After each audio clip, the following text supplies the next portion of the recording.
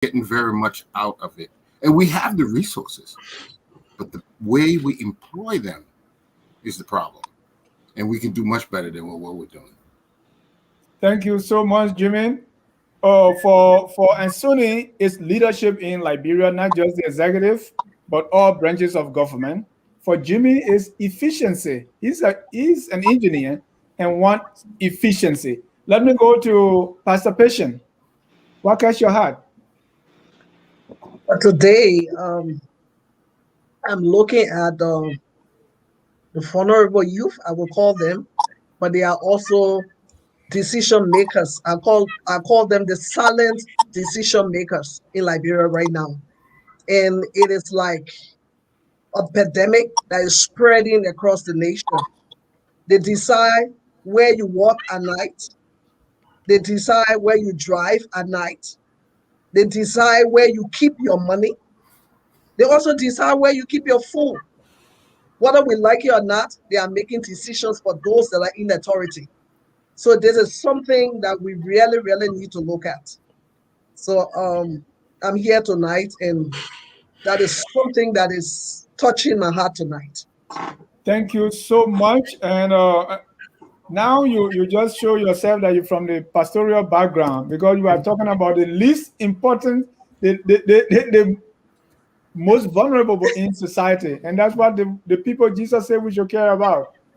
Thank you so much. Let me go to Mr. George Kanatule, who's joining us from Canada. George, what catch your heart? I have so many competing things here, but one of the most important ones right now is almost similar to what Mr. Eastman said. I'm looking at our natural resources.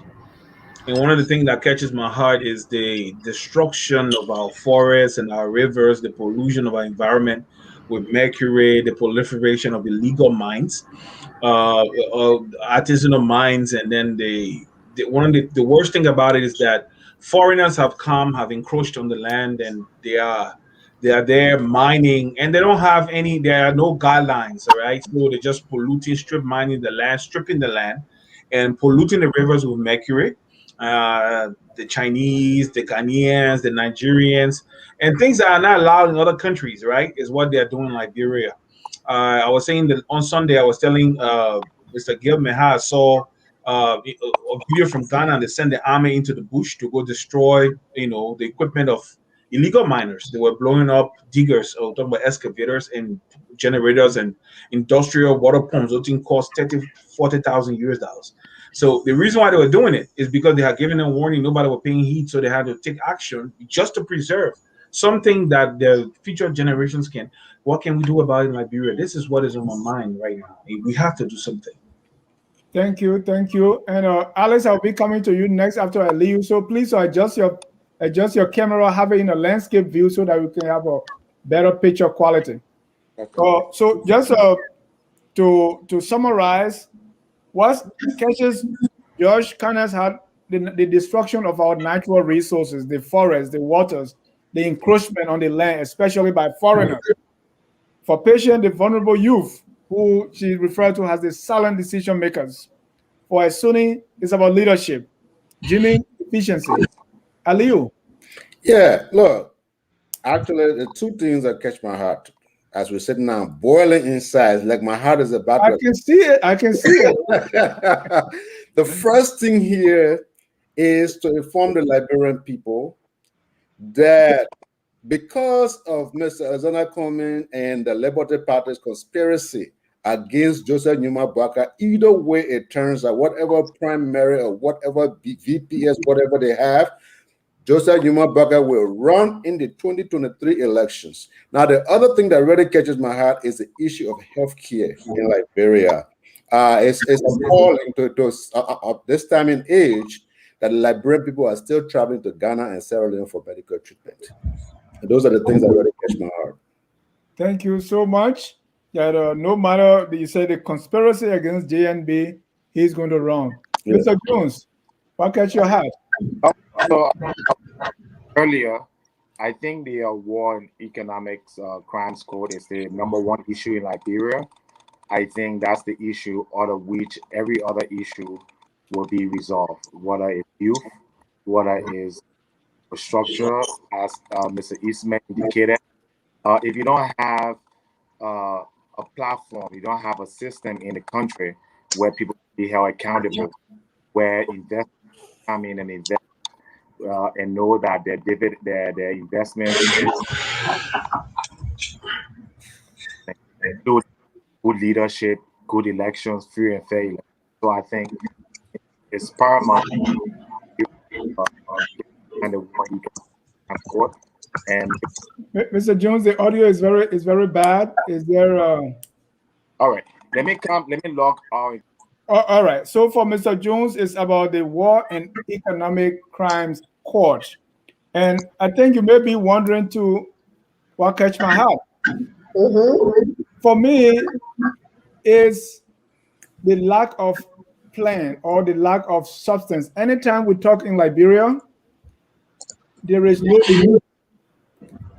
plan. If you listen to opposition leaders, government leaders, politicians, whatever we say is just on the surface. And so it has made even the voters and everybody else in the country, we don't really care about the main issues. We just deal with superficial because nobody is laying out anything as to how we proceed with anything.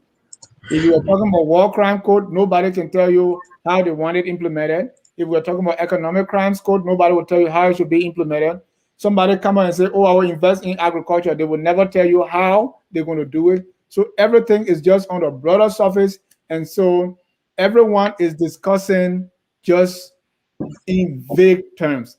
That's really the thing burning inside me is like, why are we not asking the right question to get the details? Why are we always on the surface? And that catches my heart.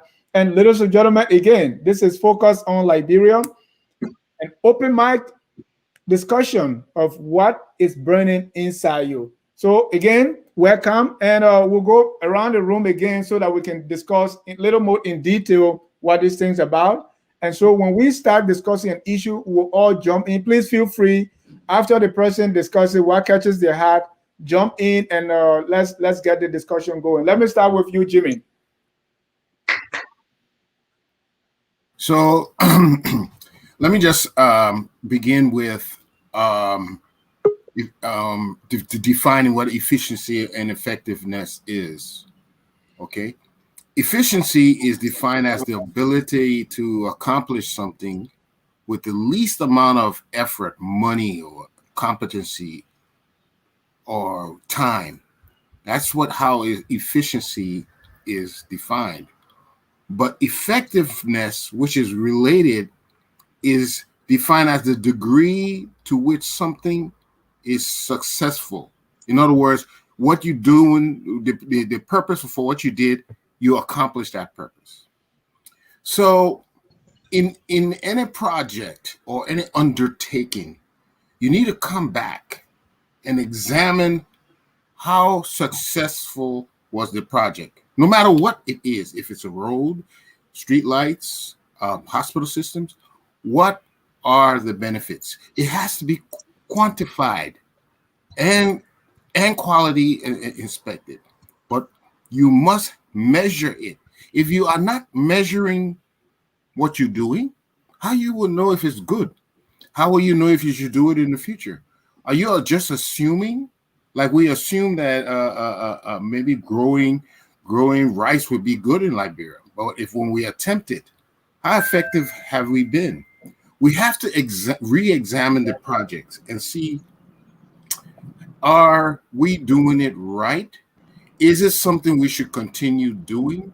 What can we do to improve it? If we are not examining these things, if we are not examining our projects, we have to look at ourselves and be honest to ourselves, look in the mirror and say, did I do this well? And if you didn't, then let's do it differently. This transgresses all demographics and all resources. We have a youth population. Liberia is blessed with a huge amount of youth population.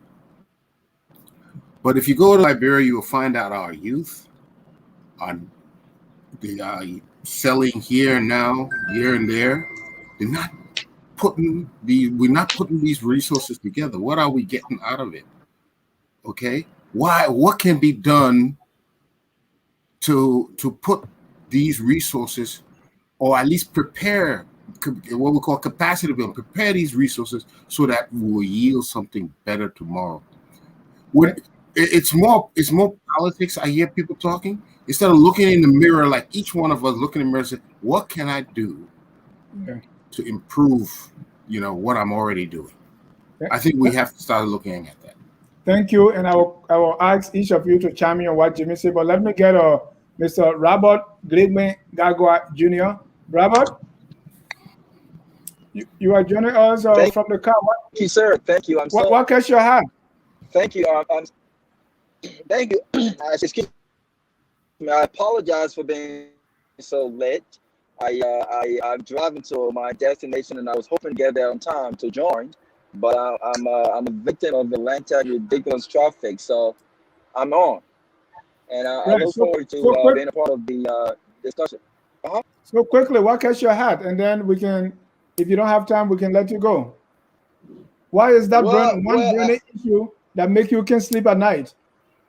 Well, the burning, I mean, the lots of burning issues. I'm an advocate for quality education, and I've been advocating for education reform in Liberia for over 10 years now, since I graduated with my first degree.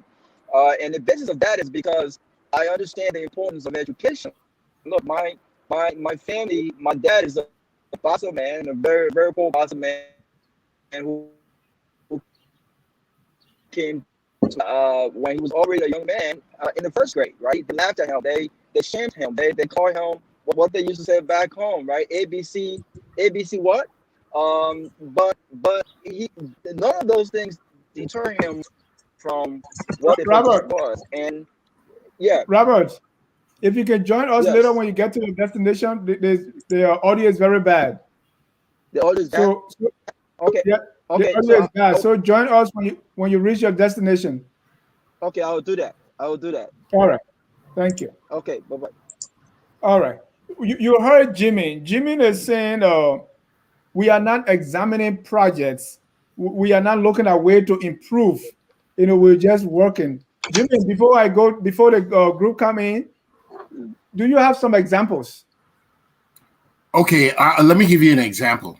I could give you an example. For instance, if you take a tractor, okay, if you want, let's say you go in agriculture and you want to plant whatever crop it is. Let's say plant cocoa.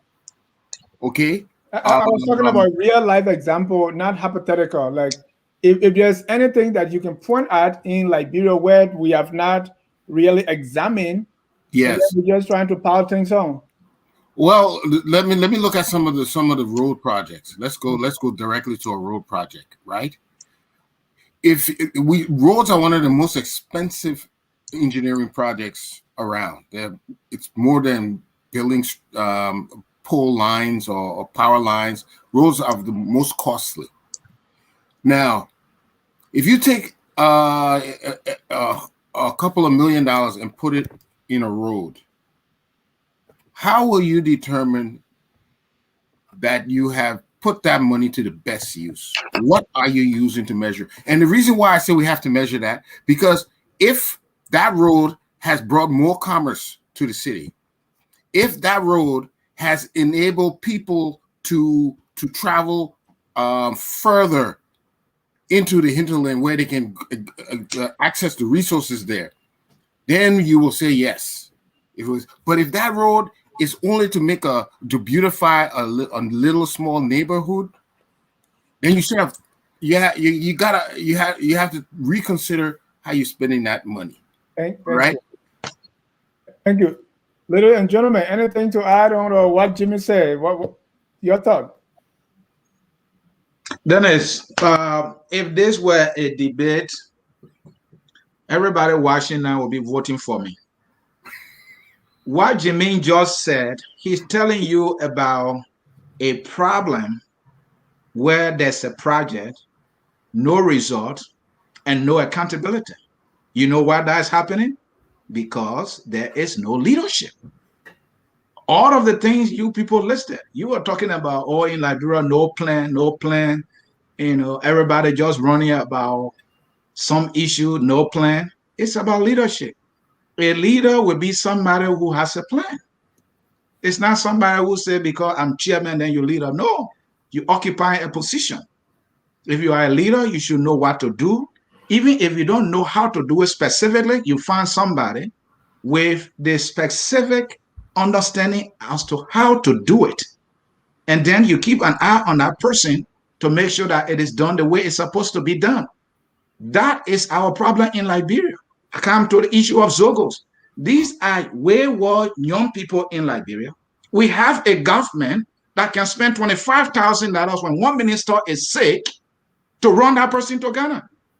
They're looking at those young people who are part of the future of the country sleeping in graveyards, and they're not doing anything about it. And you think that science? It's not science. It's leadership. Somebody need to take leadership and rest something like that. That is the issue. Thank you. I see Josh shaking his seat. Josh, what's your take? Jimmy, you are on mute. If you can unmute yourself. Jimmy said efficiency. As soon as everything gets down to leadership. Yeah, efficiency have been a problem with Liberia. It starts from the home. Like I always teach my son, I said, I always teach him that the spirit of excellence is not just doing something, but making sure that it is done the best way, not just the right way, but the best way. Because you can do something the right way, and excellence can be missing. It means you follow prescribed procedure and everything. You got the job done. You did it the right way. But did you go the extra mile why you did it the right way? Why you were doing it the right way? Did you go the extra mile to make sure that it was done to perfection? Now, I'm being a perfectionist, but I mean that's how I was raised by my dad. That everything you do, I mean the Bible says it, do it with diligence, and diligence says do it with the spirit of excellence. So when you look at this, Anthony, everything in Liberia is tied down to leadership in one sense, but there are facets. And these are the different things that are occurring right now that we need to look into while we're still examining and looking at the issue of who would be the right leader. Because what is obtaining Liberia to Eastman's point is not just about the lack of excellence or the lack of effectiveness or efficiency. It has to do, on the general, it has to do with just the lack of patriotism, the lack of wanting to do something that will benefit Ismail. It can't, not only me. I mean, that's how I look at it. Because if I want to build a road, it's supposed to be for generations, right? That road's supposed to last at least 40 to 60, 70 years. They're building roads in Germany right now that can last 100 years. Why don't we do something that will last past me? Not just to put on the ground to have a political point, but to make sure that it lasts past me and my lifespan. So when I look at it, I look at Liberia and look at what he's saying. It's a problem all over. It comes from the home. You go to the churches, the mosque, everything. That's that spirit to say we have this blueprint and want to do it according to this. Thank you. Aliu, what catch your heart? Let's now discuss what catch your heart. You told us no matter what they do, JMB all the way. Let me just weigh in a little bit, just 30 seconds on sure. what you said, okay? Everything alludes to what I was trying to tweet this guy's horn, but it looked like he did it on his own, Anthony. It's about when you say efficiency and all of that, you're just talking about competence. It all comes to the word competence. If you have the rightful people in charge, then all of those things that you're talking about will actually come to fruition.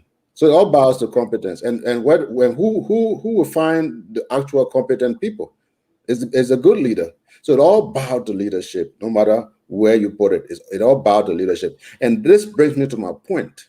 This is why we need to make sure that our next president has been proven and has been tested and can withstand any given circumstance. We talk about agriculture, for example. He did mention something about agriculture and stuff like that.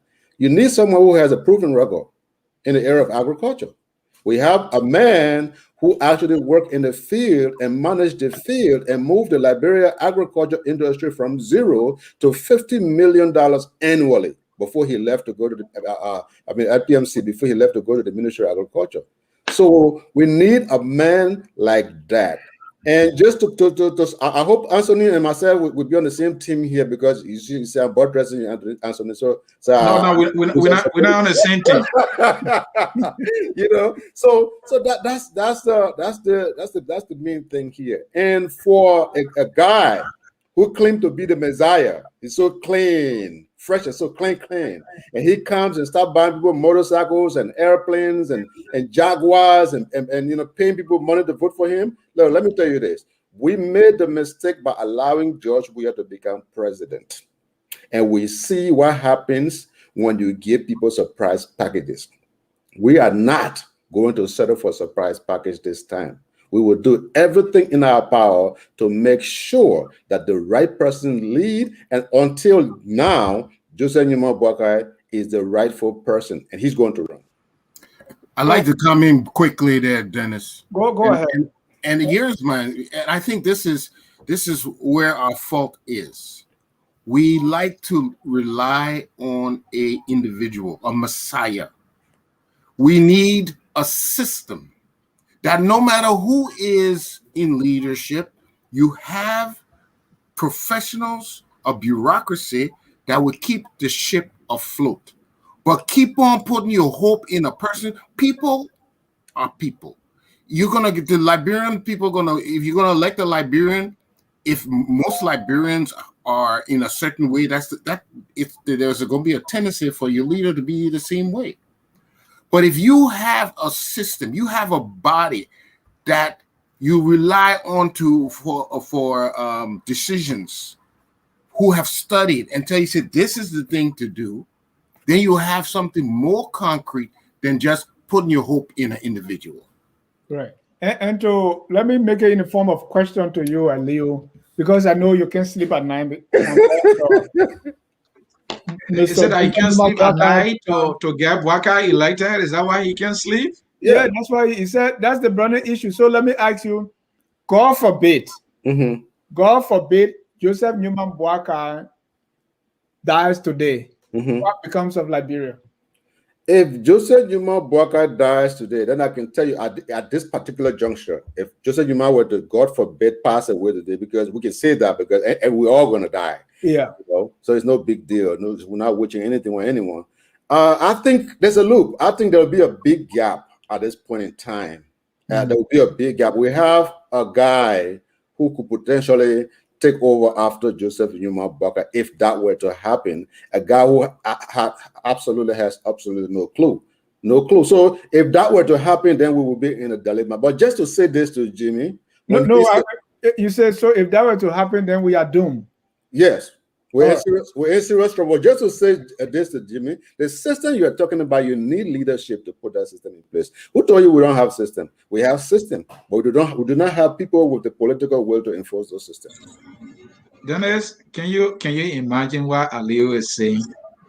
He's talking about a gentleman who was in the system for 12 years, and I know his intellectual eloquence here will be, he was number 2. And so he didn't have influence. Don't in my mind here now. No, I'm speaking my mind.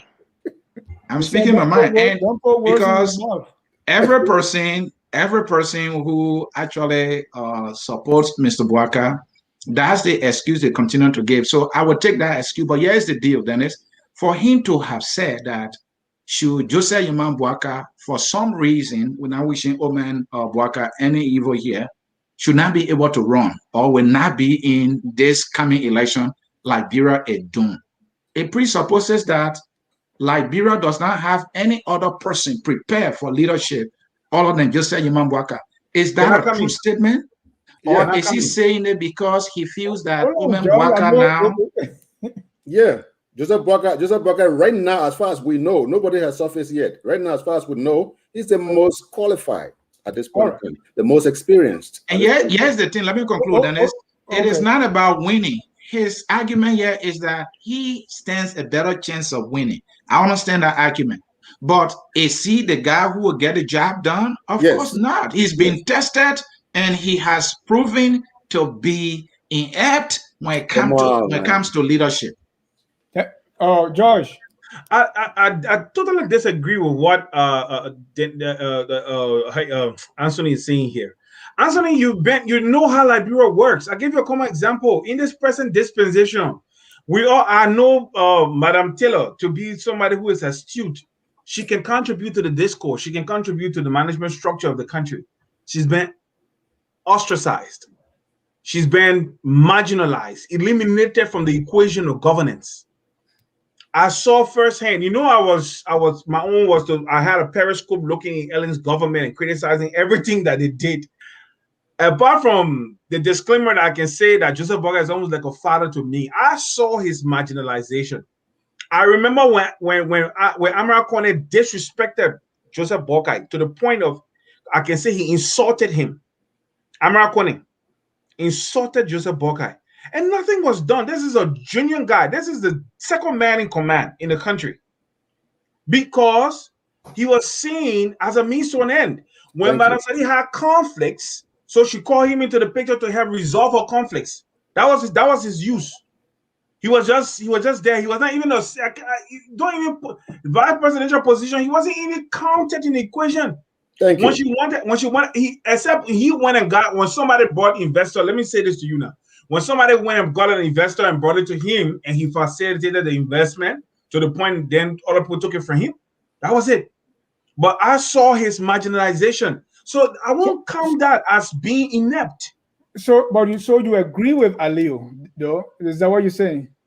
That he is the best person to run Liberia? Yes. At this moment, Aliyu said Liberia is doomed. He said, Joseph Nyuma Boakai, Liberia is doomed. Because nobody is greater than Liberia. All right. My take here is this. He could drop today, but the problem here is, who do the Liberian people, you know how finicky our voters are. You go bring another person right now, no matter the person's credentials or the person's ability to even deliver on their promises, how much vision the person has. They say that man that he just come in so he can become president, because he ain't suffer long, he ain't been around, he ain't show up, he ain't lose 4 elections, so they don't want to give him a chance. I'm telling you, that's how it works. Thank you. My last question on this one is, and I'll talk about plan. Does any one of you know how Joseph Nyuma Boakai intends to face the agricultural sector? I think that's, according to you, that's his best suit. Dennis, you're even making a question difficult. Does he have a plan? Does Joseph Nyuma Boakai have a plan for Liberia? You want me to answer that question? I can answer it for you. Because I've spoken. I know who all I've spoken with regarding it. Answer the question. Yeah, he has a plan. Go ahead. Where is that plan? He has a plan. Where is it? Is he going to? He has a plan. You ask if he has a plan. Yes, he does. Does he want you to? Is there the time? He may not even the standard bearer, the CPP. So he want you to come and bring his agriculture plan for you to see. You see that kind of excuse? It's not an excuse. But you ask me if he has a plan. He has not articulated or he has not advanced his plan, his agriculture plan. You know fully well that I have been talking about agriculture. You and myself, you've been part of the show. I've talked about agriculture all the time. Where you think we're getting where you think we come from with these former things? Agriculture Minister, former managing director for what I call NPMC, and up to now he does not have an agriculture plan. You want me to I don't know about his plan. How you say he doesn't have a plan? That's not a fair statement, man. Then I think we should come to Pastor Patient here. She has something to say. Yeah, I think that answers the question. And when we come to my part, that's what we'll be saying. Because for you to even tell people that this is Joseph Nyuma Boakai, he wants to be president, you must be able to articulate at least what he stands for. But look at his record. I don't find it. He doesn't even have a bio on the website. His bio was on the the Executive Mansion website. If you click on it now, what you see there is the bio of the current vice president. Yeah. He doesn't have a website. But let's go to at least a blog. at least an old newspaper clipping that has Okay, something. you know what, I will give And you Dennis, bio. it been You 2 want his months bio, now I'll since give I you his told bio. folks in the Unity Party, your candidate does not have a biography on If the internet, I will concise give you a enough for biography. anybody to read. They have not been able to produce it. I can write that right now and give it to them.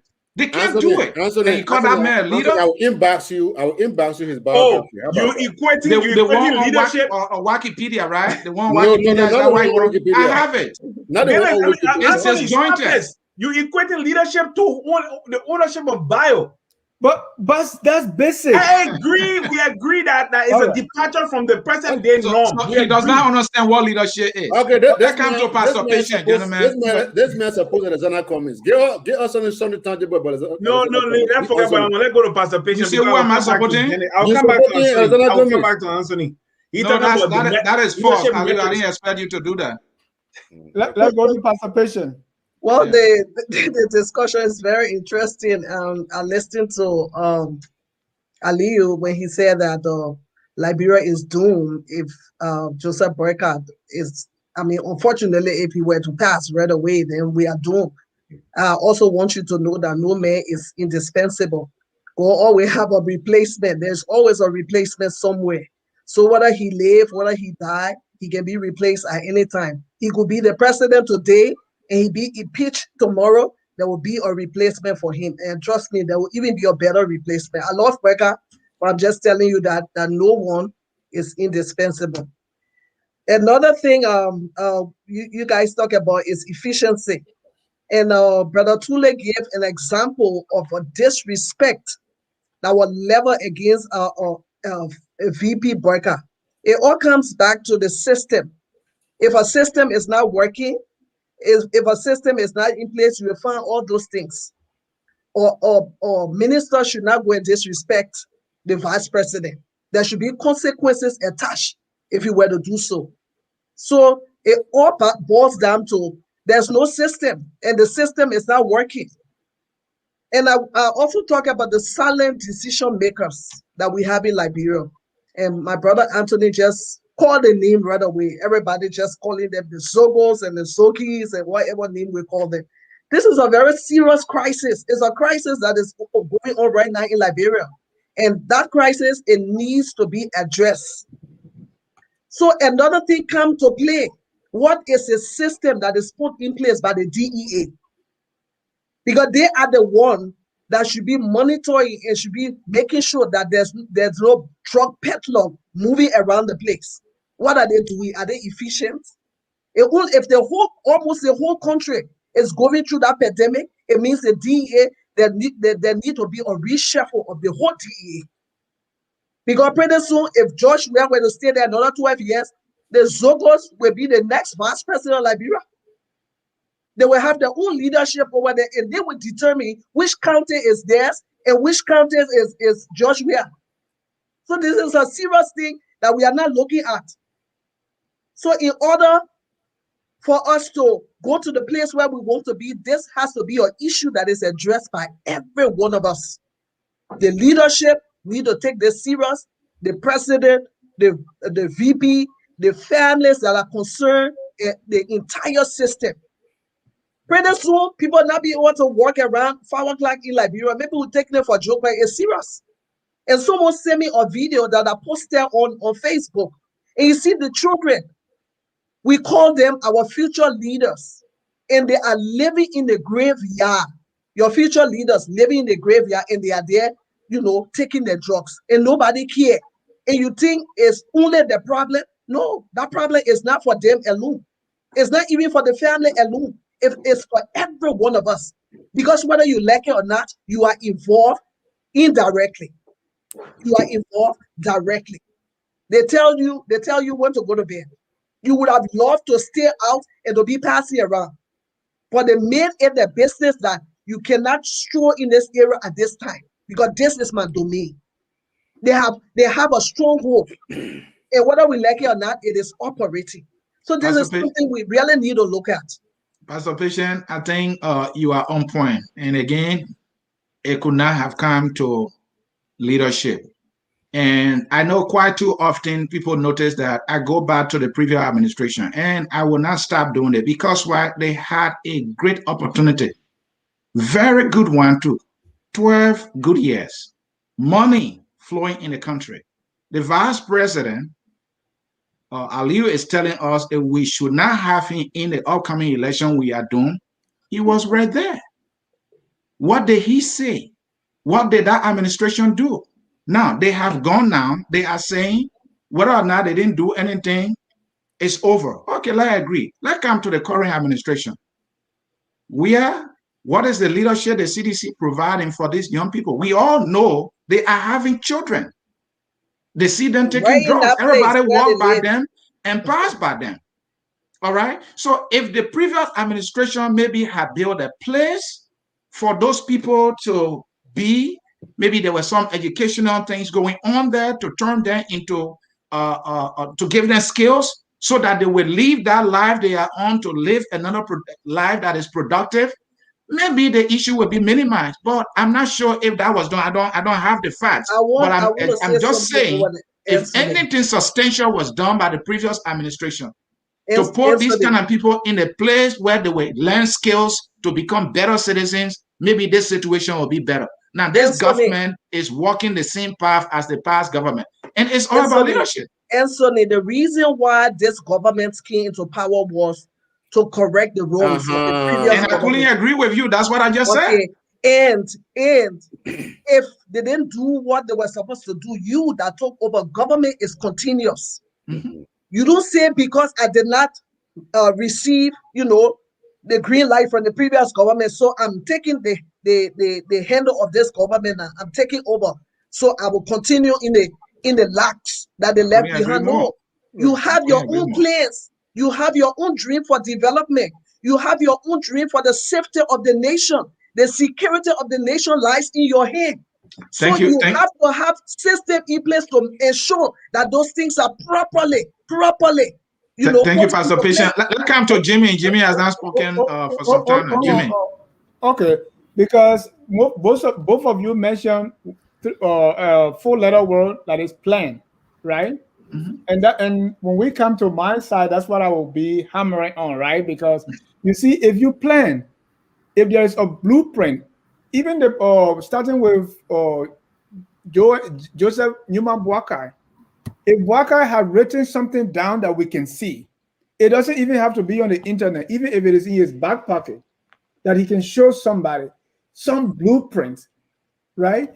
If the previous government had laid out a plan that people can go by, that people can see that this is the plan we have to take care of mental health issues, or if that plan is there, now we see Senator DeLong, who is, I don't even call it nibbling at the edges. He said building house for Zocos. Can you imagine not following any plan? It's like people get up and say and derive a solution without even looking at the root cause of the issue they are trying to solve. Yeah, there's a lot of plans. There are lots of plans. Mr. Dennis, I don't want to be someone who's spending exactly but they left a lot of plans, and the CDC came and never followed. Okay, but I don't want to defend the Unity Party because I am not. Hold on, Aliyu, let Jimmy come in because we don't. If you have the plan, share it with me. Go ahead.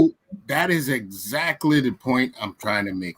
It's not even the plan, because anybody knows that the implementation is where the rubber meets the road. You can have the best plan, but at least implementing it, Jimmy, then we can build on it, but we don't see it. Yeah, so at least you need a plan. But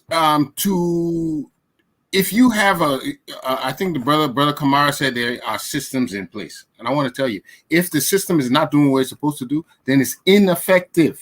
You have to go look at the system then and come up with something different. You cannot let it continue. That's why I said there has to be a body that is studying what our institutions are doing, so that you can tell them this is what you need to do. It can't be guesswork. It has to be scientific, okay? If we're going to invest in healthcare, if we're going to invest in education, we're just taking a plan for everywhere? What is the most effective way with our limited resources? What is it? Using data, and you have to use data. Today, all decisions are made with data. using data, using our resources, using professional procedures. Then we come up with, say, do you need to do this for this to happen? But just come up with a plan without the data to back it, that's a guess game. That's just Okay. guess. And Can George, before I you say come something? in, patient, Pastor Patient, I remember the only time I saw people living in the graveyard, heard about it, that was during Jesus's days. There was this guy referred to as the demoniac who lived in the graveyard and cutting himself with stones. So since I All right. read that Bible story, the next place I saw this is in Liberia. George, All right. we have a Listen, problem. guys. In 2010, 2011, I was at Hot FM. Before I went, and then I continued it when I went to Kings FM. I had serious interest in this issue of drugs being imported. How did I stumble upon it? I went to the police station one time for something else, and I saw the place crowded with a lot of detainees. Charles Taylor was president at that time. He had sent his SSS because he lost interest in working with the police. He said the police were not doing their jobs. So he made the SSS arresting officer in police matters. They went and raided all the foreign drug dealers and the local drug dealers and brought all of them and put them in jail at the Monrovia, how you call it, police headquarters. And they were in jail for some time, and they were going through the process of cataloging them and putting them in the system. From there, I did interviews with the Zogos. I have been to every major ghetto and drug selling point in Monrovia. I've been there. Every major ghetto, every drug selling point. Why am I going this way? The problem is we do not have laws on the book that are specifically addressing the issue of drug possession, drug sales, and importation or whatever. We don't have the penal code is very weak regarding drugs. The criminal code is very, very weak regarding drugs. So as a result, what matters and I engage people within the house. If you ask Buffa Chambers today, he would tell you because he used to come on my show. He was a regular guest on my show. I had gone to his office, sat down opposite here, and talk about this issue of drugs importation. Because even if you say you want to establish treatment centers, even if you want to go build rehab places in the forest, if you do not address drug importation, all these foreign people, I don't want to be calling nationalities, they're bringing goods to Liberia from their country. And in the goods that Liberian people are clearing from the airport, in the goods, that's where they put the thing in and bring it into Liberia, and it's being sold. On the Monrovia in Duazon, there is a yellow story building right now in Duazon. It has a shop to it.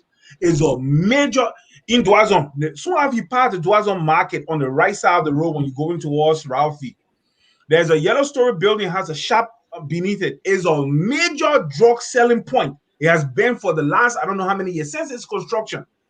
Nobody does anything about it. So the problem here is the Zogos will be there. As long as we have these drug points where the children can go and take it, we doomed. Because we don't, when you arrest them, they're out the next day because we don't have laws that say keep him without bail and send him to prison. Then you take them off the street. George, and you say that building has been there, they are doing drug sale in it. So why? Why? Because the person who's doing the drug sale is a foreign national, and she has contact in the police. Exactly. So you know what they do? Let me tell you now. What they do is laws. Yeah, laws are one thing too, but then the judicial system, the police, every weekend, like on a Friday evening, a policeman or a representative will drive there and will collect his kickback. So as a result, the person is protected. Exactly. Thank you. Let me go to Robert. Robert. How you doing? Robert, if you can put your phone on in landscape view so we can have a better picture. A phone in landscape. Robert, are you hearing me? Okay. So Pastor Patient, you talk about the Zoko. Is it better? So what do you think needs to be done? Or like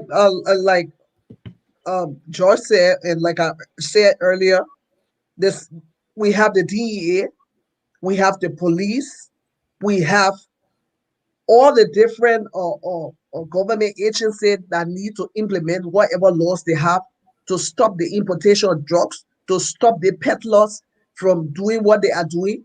Because even if the children were to go through rehab, like George rightly said, the next, if it might not be the same group, but it will be another group of children that will start, the same addiction, because the drugs is still on the market, it's still passing all over the place. And this is a time that everyone need to watch everyone, because your children one day they might be involved. You don't know who is who. You don't know the kind of people they associate with. So you might be aiding and abetting or a peddler today. Maybe tomorrow your child will become a drug addict, and that is when you will know that it's not funny anymore. And And here's what the you question. expect? Pardon? No, so I have a political question now, because it look like these drug guys, everybody uses them for their own advantage. So if you want vote, you go and bring them, you pay them money, they vote for you. So Anthony, maybe it goes back to your question of leadership. I don't. And you think your microphone. Dennis, I continue to say this. If this were a debate, I will win the debate. You won't. This is purely about leadership. I'm coming to your point. What I That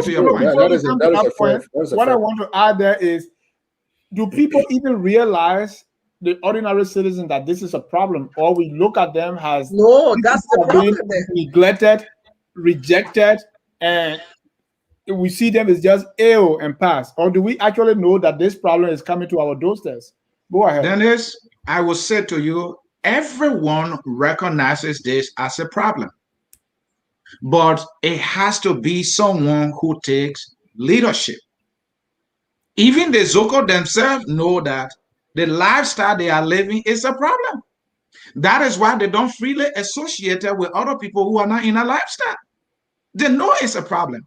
They know they are more like deviant in the society. They are doing drugs. They are addicts. They don't associate with people who are not in that lifestyle. Now, your point you were making about whether politicians too are using their situation and advantage to get vote, that's true. We saw that with the CDC.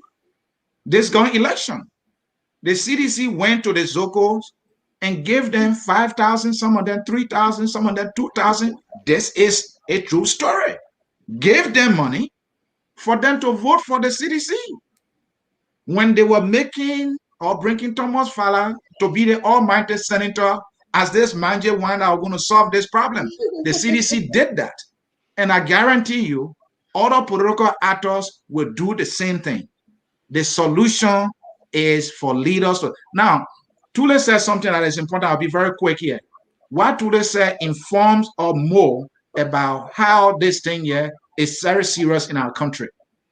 Knowing that people in the police themselves are involved to get some kickback, leadership will point out those police officers and weed them out of the police.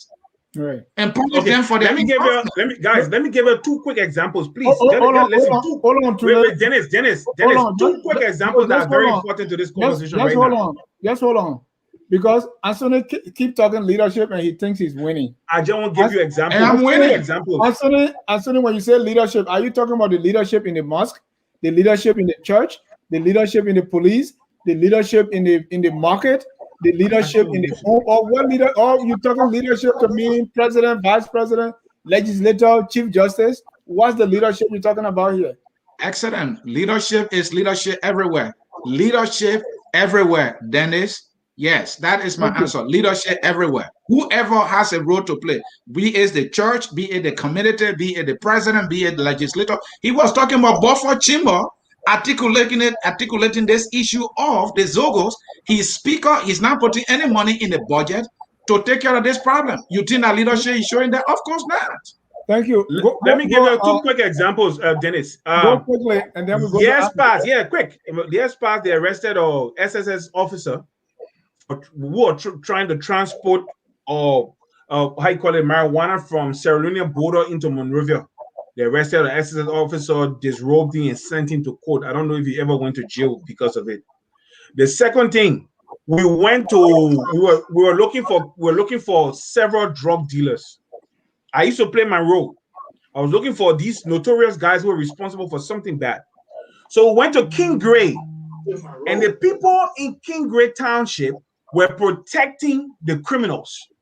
So we met the elders, and I remember telling them, these people that you are harboring in your community, they are impregnating your daughters, giving them children out of wedlock, and then they are, because they don't have any roots, they will leave they'll come here with their stolen gains, and then your daughters will cook for them, they will sleep with them, they will born children, and your daughter. So the problem is not only at the leadership level, the community came out to attack us for looking for criminals who were selling drugs in the community to their children.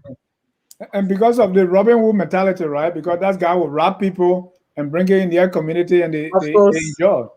I said, but Tule hit the head on the nail, the hammer with on the nail. The community, that leadership you're talking about, Anthony, it has to come from the community. If the community has an inclination toward disrespecting rules, toward kickbacks, toward immoral behavior, what else do you think you're going to get? It's the community that produces it. That is why I said you would have to establish something that will reverse that proclivity. Thank you. Of the community. Yeah. Can I just if I can just speak here, Dennis? Yeah. We want to go to Alex now to see what Ketch thought. Yeah, I apologize for the technical difficulties, but I've been listening all along, and very, very good discussion. But I disagree with all you guys that putting the blame on the community, the ordinary people.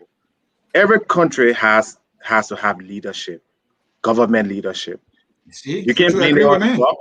You can't blame on drug. There's drug in America, but that doesn't mean that the U.S. government doesn't have a responsibility. There's drug in Botswana, in Ghana, in anywhere. The problem here is that I think we're very disingenuous because the people we support for leadership in Liberia, all right, they're incapable, they're incompetent. They don't have a plan, like Sonny said. If you ask me for what is Boycott's plan on health, on rape, okay, on the economy, not one time this man has authored any words on how you fix the economy. How are you going to pay for it? If you ask the plan on Cummings, what's Cummings' plans? He talks about tourism. How are you going to get tourism in a country that's infested by malaria, that is dirty and filthy? Who's going to come there to do what? The beaches, deficit or over the place? So they don't have a plan. And these are the people we support. Everyone on this panel, I'm sure you have your political leader. We do have a plan. What is that plan? It's the recommendation from the TRC that talks about law, justice, and how you can reform the system. And all these political leaders, none of them have even altered or even put forward that plan. Why? Because they want the same corrupt system. They want the same imperial presidency so that incapable people that follow them can come and get position and get $10,000 a month. Look at Tanzania. The president reduced the pay for government officials from $15,000 to I think $3,000. That was his first order of business. Why should anybody in Liberia, in the poorest country in the world, make more than even $3,000 a month from government that can't even clean their own streets? They don't even have a library in the entire country. Why should they get SUV? Why should they get gas, 300 gallons of gasoline in a country that GDP is almost 3%, when Sierra Leone is 5%? But these are the people you guys support. You support the Boycott, you support the Cummings. So that's why Liberia will continue to be a failed state, not because of the people or the community, but because you have inept leaders who only care about themselves and the few and the coteries around them. Who do you support? Thank you. Alex, Can I come in? Alex, before you come in, Dennis, Alex said something about the community. He gave an example of leadership here in America, and which is, leadership has its own role to play in the drug peddling business. Do you think you will be in America and live in a community, and the community will know you are peddling drugs, and you will not be arrested? To answer your question, Pastor, if you did not have a local government, America would be in chaos. So you cannot expect the community. There's police force, there's city council, there are laws. The But you community don't will have be that the in first. Liberia. When the community know you are into that thing, they will be, because No, you're I supposed to disagree see. with you. You're supposed to see and tell. No, If I they know disagree with you are you. a What drug you see peddler, here is, Hold I on, disagree hold with on, you. Alex. Hold on, Alex. Let her complete. Go if they ahead. know you are a drug peddler, and they see some unusual activity in your compound, of course the police will be notified. Yeah, but in We Liberia, you need. don't even I'm have, just, you don't, Yeah. just telling you. I'm just telling you that everyone is involved. The government, the leadership is involved. The community involved. The parents, they are involved. Families are involved. So it's not just only the leadership. no, but it Alex, I starts can live before in you any have a state. community. Hold on, Alex, I Alex. can live in any Let me community let and me let me somebody let sell me let me drugs there. let It's me not come Can in you possible. for imagine? Hold on, I Alex. can live in any community somebody sell drugs there in Liberia. Everywhere I live in Liberia, I drove all of them away. I'm telling you, straight up, it's All not right. possible. Okay. Thank So you. let me answer. Let me Hold on, address you to Alex. your question Hold on, Alex. here. I want to bring in Robert. Am I audible? Can you hear me? Yeah, Yeah. Robert is still bad. Can you hear me? Yeah, go ahead. Can you hear me? Dennis. You can hear you. Not, it's not excellent, but let's see Okay, where it goes. Let me do this. Can you? No, we're not hearing you. I think you should cut off that device. Can you hear me better? Yes. Yeah. Okay. So look, I've been, and I'm sorry for the internet issue. I just connected to Wi-Fi. I'm not sure what's going on, but I'll try my best to contribute. So look, as I was saying earlier, what really burns my heart is I've been advocating for, and I want to touch on a lot of different things I've heard tonight. I've been advocating for education reform in our country because I understand the importance of education. It's because of education that some of us have a voice today, and it's because of education that we are where we are today. In this country, when we was growing up, we were taught that a high school dropout, a high school graduate can stand us a better opportunity of making more money than a high school dropout. That a college graduate will have more opportunity as far as a seating in corporate America than a high school graduate. The higher educated you were, the better opportunity you stood, right? Uh, in Liberia, you have thousands of young people graduating every single year, yet and still they can't get no jobs. There's no motivational aspect or connection with our education in Liberia. There should be absolutely no way where you have young people, even under the circumstances under which they have to label to go to school, get a 4 years degree, and yet and still 4 years later, there's nothing they can show for what they've earned. How do we go tell people, hey, you have a bachelor's degree, I have no job 4 years later? How do we convince people to go back and get a master's degree, get a doctorate degree, or do whatever else they need to do? There has to be a serious 21st century education reform in our country, and there has to be system created where we have a vibrant private sector where people can actually go in, show their resume, and get some merits. Which brings me to this. I will say this, and I will continue to say this. Liberia have many problems. We have lack of system, lack of true institutions, right? But one of the problems we have is the fact, not only is the fact that we don't have quality and qualified leaders in strategic areas, is the fact that we have leaders who does not understand what 21st century leadership is. And I've come to the conclusion that in order for us to move forward, and this is no gag or dig at our older folks, right? But I've come to the conclusion that in order for us to move forward in some areas, not necessarily at the executive level, we've got to encourage young, vibrant, progressive young men and women who understands what comes with 21st century leadership in Liberia. Look, I heard people talk about Robert, Joseph Boakai. Robert, There is the Dennis, young people you're talking about, they're can I living in the continue? Or graveyard. you want to stop there? No, Yes. no, I said the young people you're talking about, they are living in the graveyard. Say that again. The young people you want to be the leaders, they are living in the graveyard. They are on drugs. All right. Aliu, what do you say to Robert? Yeah, before I go to Robert, I just want to clear certain things here quick.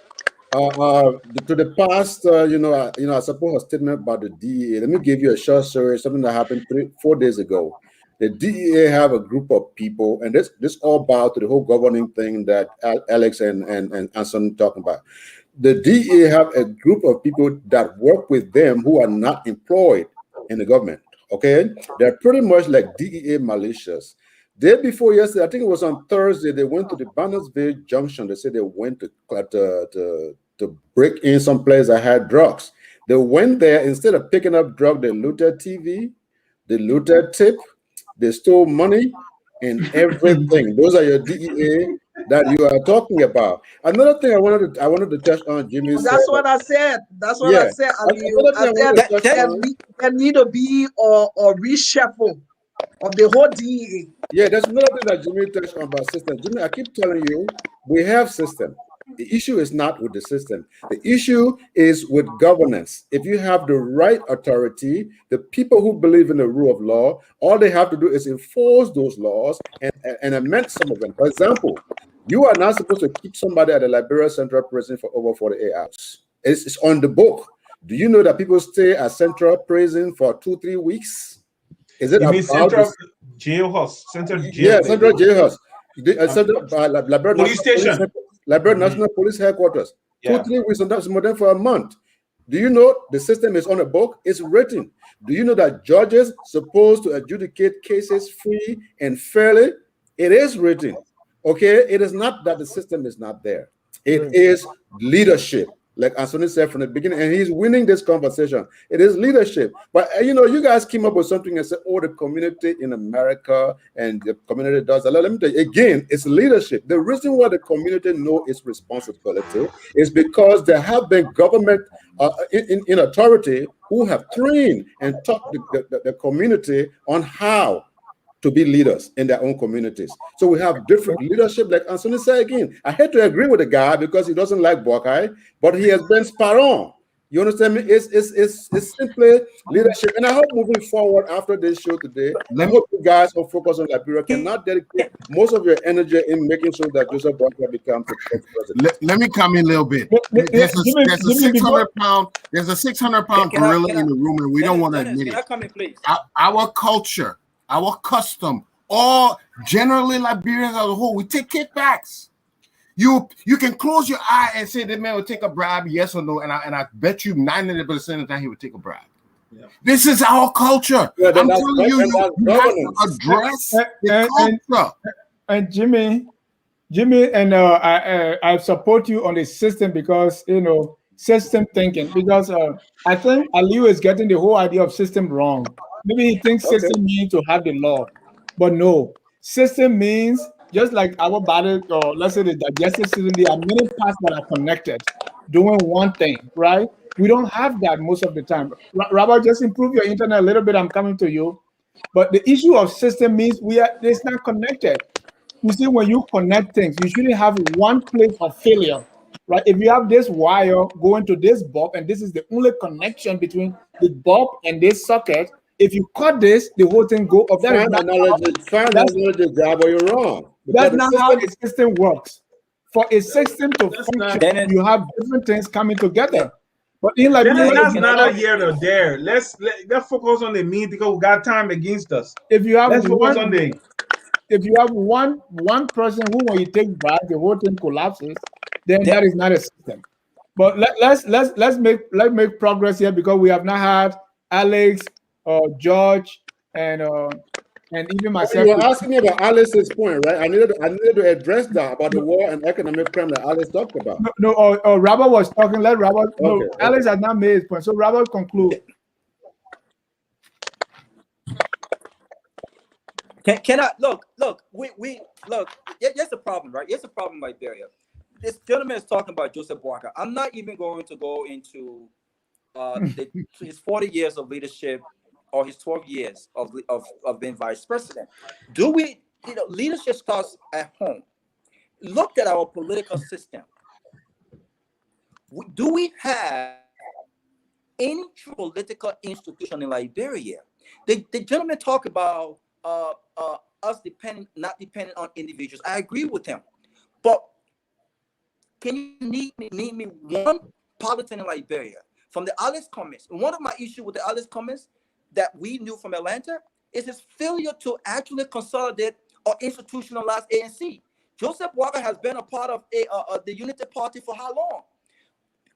If you have leaders who are leading these parties, and they cannot even successfully lead their political clubs to become independently ran true political institutions, what makes you think they have what it takes to govern or lead Liberia out of its mess?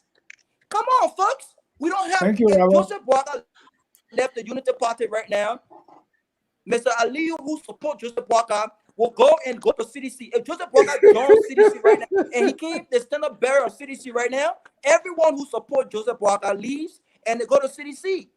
You know why? You have a point there. People have focused political clubs and they are centered around individuals rather than I can't deny that. I can't really deny that. Look at the Democratic and the Republican Party. Thank you, Robert. I'm sorry? No, end your thought so we can go to Alex for what Ketch has had. And so the point that I'm making is we have got to change the narrative in Liberia. And part of changing the narrative is how we go about electing our leaders.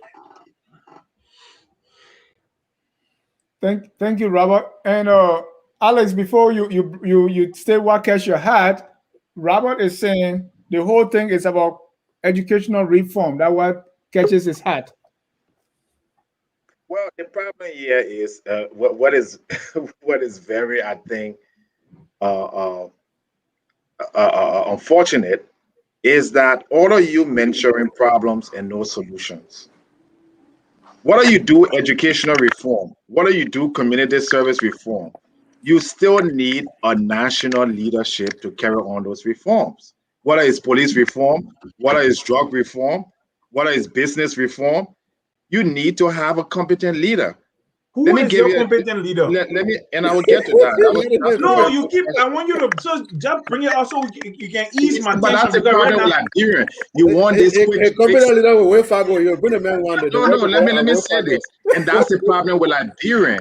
It's so much into individual and not into system. I'm not talking about you have to have a person like, okay, Dennis Jack will be competent, but you got to have a system. You got to have an institution.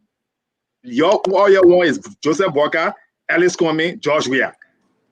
And you think you reduce a man like me. You reduce my thought process to an individual for the point that just because I you mentioned it, you haven't even let me finish my point. And all you want to know is you denigrate him. So I want you to. So who you know better than him right now? So then let me finish. This is a dialogue. Okay. I just asked a question ever since. And if you have a question, then you can ask. You can ask the question. I listen patiently to you. All right. So let me give you a system here. All right. You got somebody like Magufuli, the late Magufuli in Tanzania. Okay. Look what he did. All right. He rejected $10 billion loan from China. All right. He reduced the size of government from 30 to 19. He stopped government officials from foreign trip and abolished the tax exempt. All right. He bought 16% share in all the mining companies, foreign mining companies in Tanzania. He built railroads. He fast-tracked the corruption for government officials so they can be prosecuted. So what I'm trying to say here is this: wherever you play, for the only way Liberia can move forward, right? You have to follow the TRC recommendation, because the TRC recommendation has all of these things in it.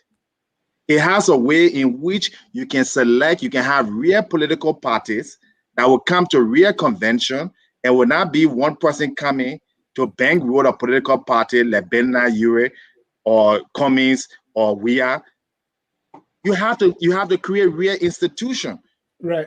Alex, who like a church where the pastor look at the church. Alex, you know today who you know that. Alex, so who I can name a lot of people. You got somebody like Tewan Gongolo. Tewan Gongolo would be somebody that I would support for president of Liberia. He's built an institution. He's advocated for the Liberian people. He's not corrupt. So we can clearly say that all of us on this panel have somebody we have our trust in, right?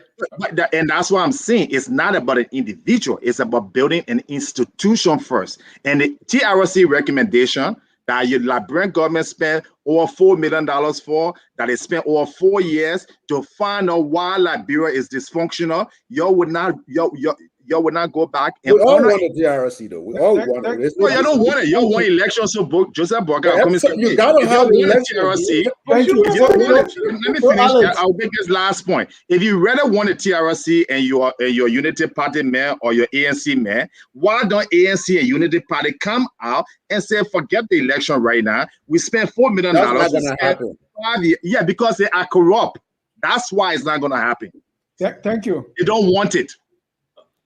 Thank you. Can I say something quickly? Yeah, I was coming to you to tell us what catch your hat. So before I tell us what catch my hat, Alex, some of us walked the corridors of power as opposition in Liberia, as critics of the government, and we know how things work in Liberia. There is what is acceptable, what is the internationally acceptable contemporary ways of doing things, and there is the Liberian way. You talk about the establishing of political parties and convening them and holding primaries and everything. Who's going to fund it? You know that even if you went in your community and you went to your community people and said, look, we got to brush this place and we got to dig this water so the water can pass, so the mosquitoes can reduce. They will tell you, say, you get money from somebody.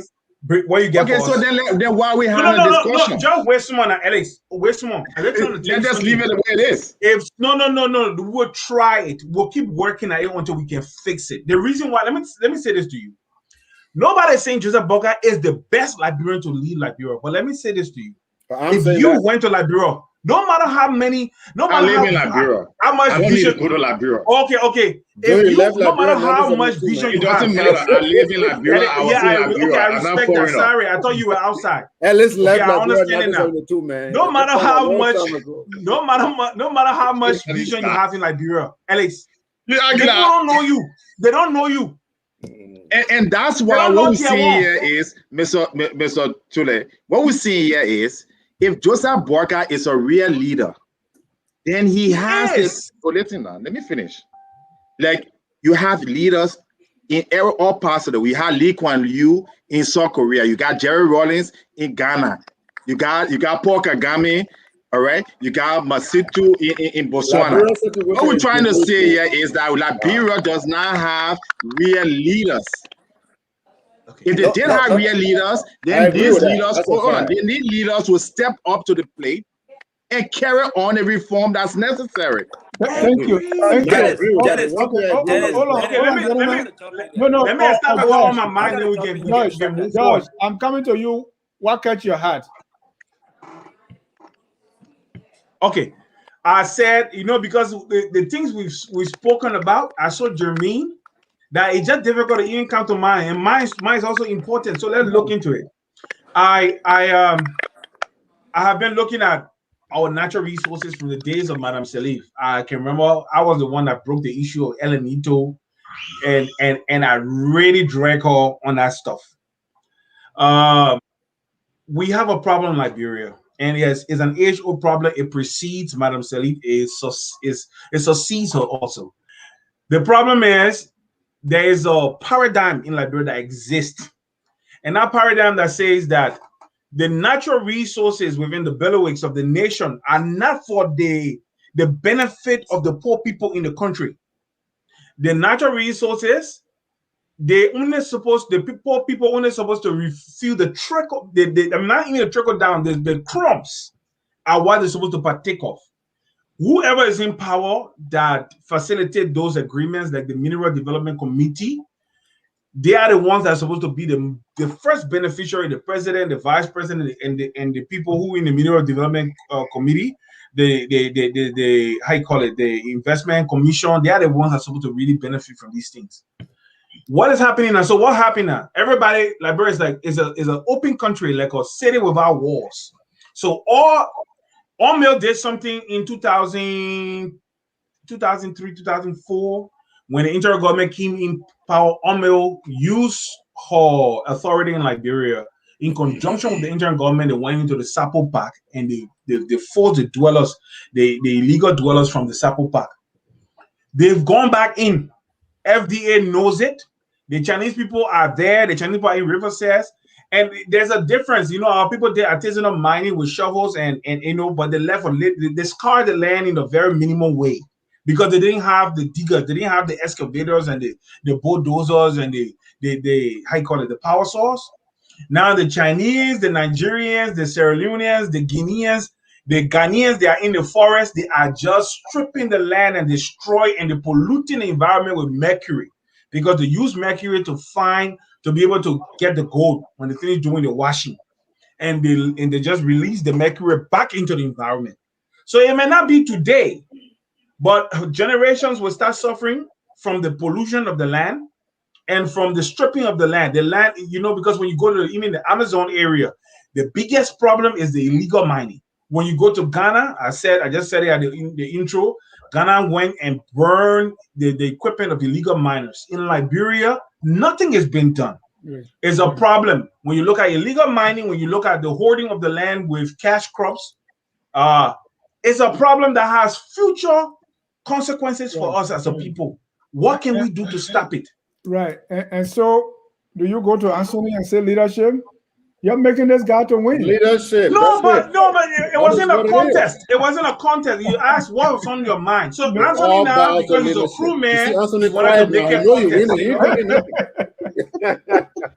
Because he's a crew man, he wanted to make it contest. Now, not contest yet. Dennis, here is the deal. You told these people, this is my political guy. This guy knows this stuff. And I'm telling you, all of the issues that we are talking about here, it brought us on leadership. And let me give you some meat here. Look, where's the beef? Burkina Faso was struggling for leadership, like most African countries do. Yeah. This young man came to power. Mm-hmm. He served for only 4 years. Yeah. Tanzania and too. guess what he did in his country in the 4 years period? They got vaccinated 2.5 million children. He initiated a nationwide literacy campaign. Hold on, Aliyu. He initiated a literacy campaign that increased the literacy rate from 13% to 73%. That's correct. He planted 10 million trees to prevent. That's also correct. Build most of the roads and train track, railroads and everything. Yeah, you're right. You see, the man is hijacking my point. I didn't know he let his now, every time. Can you say that about Joseph Walker? Joseph Walker have not had. I want to be protected. I want to be protected. No, before you protect you, because they feel that you're beating them, so they got to gang up on. Oh, come on, cheap propaganda. But wait a minute. But I got one question for you. Anthony, I got one question for you. It's related to what Alex said. Hold on, Jimmy. Anthony, you talk about Sankara, right? And it also comes back to system, because it's the same mirror ball phenomenon where President Selig was carrying mirror ball here and there without putting any structure into place. So when that person was there already, the system was there. He only came and enforced it. That's all. It was there. You and I were going to have a separate discussion on this system. I said nothing. Dennis, Aliyu is not on point. Why? The Mary Bro scenario, before I could come to America in 2008, Mary Bro signed my passport. I'm not sure if she remembers this story, but Mary Bro and Seth got into it on that very day. She detained me in her office for 1 hour. When she came back, she looked at my passport. She saw the initiate. She said, "You crewman?" I said, "Yeah, crewman."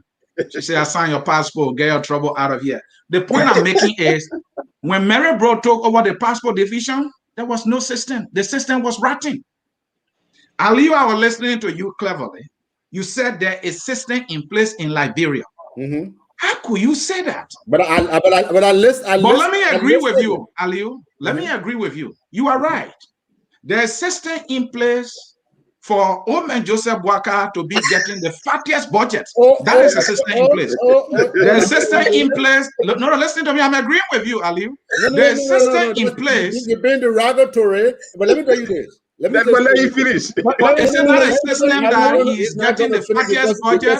Is it not a system that is in place? He's coming from the side. The reality is Joseph Boakai did not set up any budget for himself.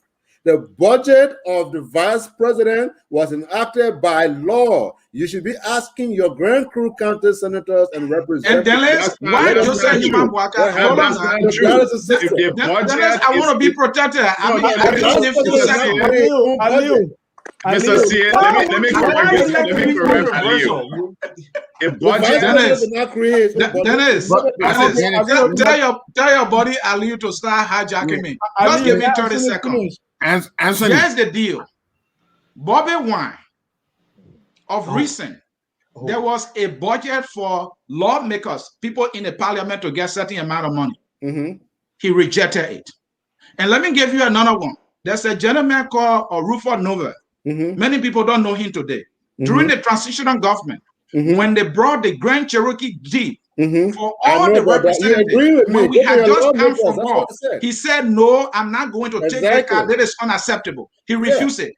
Joseph Boakai refused the $2.5 million you were receiving. Joseph Boakai was not in the house. I said your lawmaker should have rejected it. That man does not understand English. I tell you, I said your lawmaker should have rejected it. All right, gentlemen. Hold on. Listen, Dennis, I will prove to you that Anthony is not winning. I have one question. I think he's messing up now. But before I do that, I just want to tell Mr. Kamara. Mr. Kamara, yes, sir. Anybody knows that the last component of any system are people. If the people are doing something contrary to the way that system is designed, then you don't have that decision.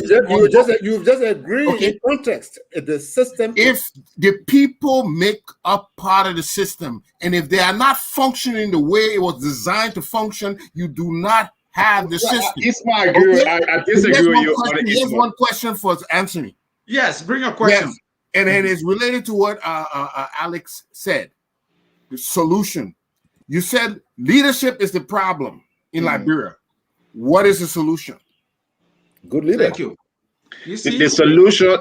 So let me give you this. Oh, Anthony, they didn't say you. They say Alex. Anthony.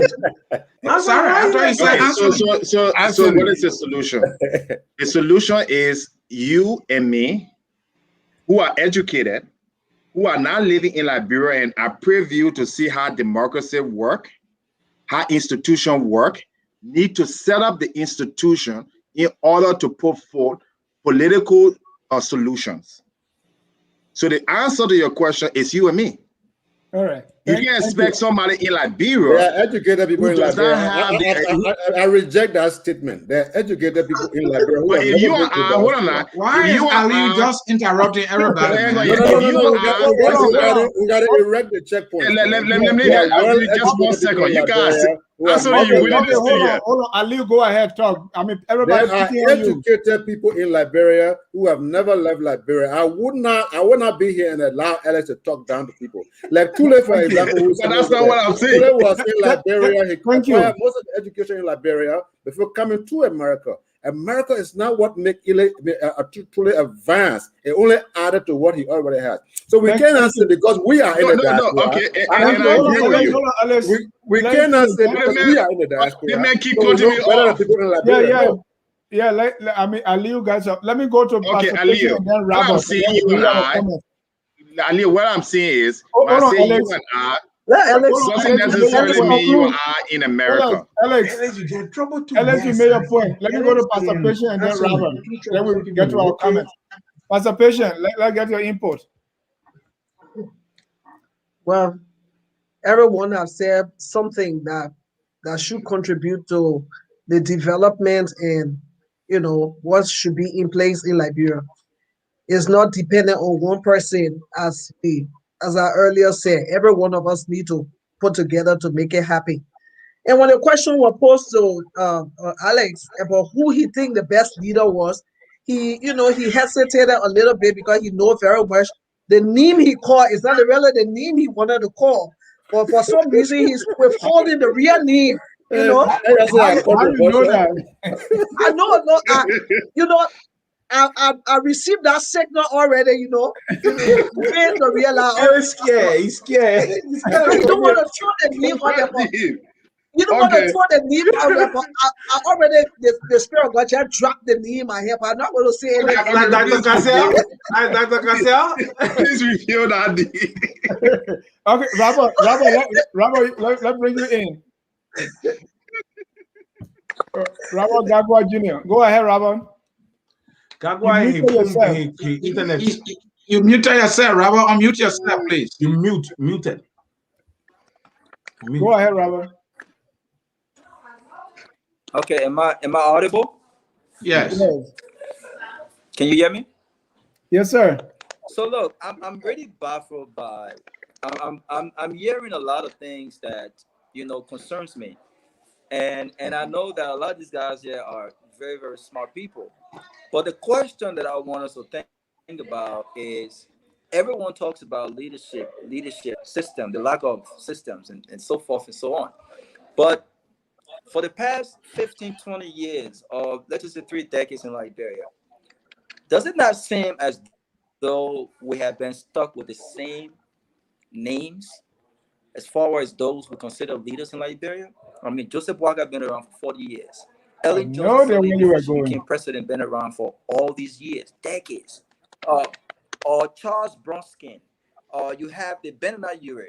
You have all of these guys. Even the man Alex mentioned. Even Josh The Weah problem or is Josh, we are as our Josh, leaders. we are there, Robert. He been around since 2005. George Weah. Yeah. Again, Give us one name, it Robert. appears as though it appears.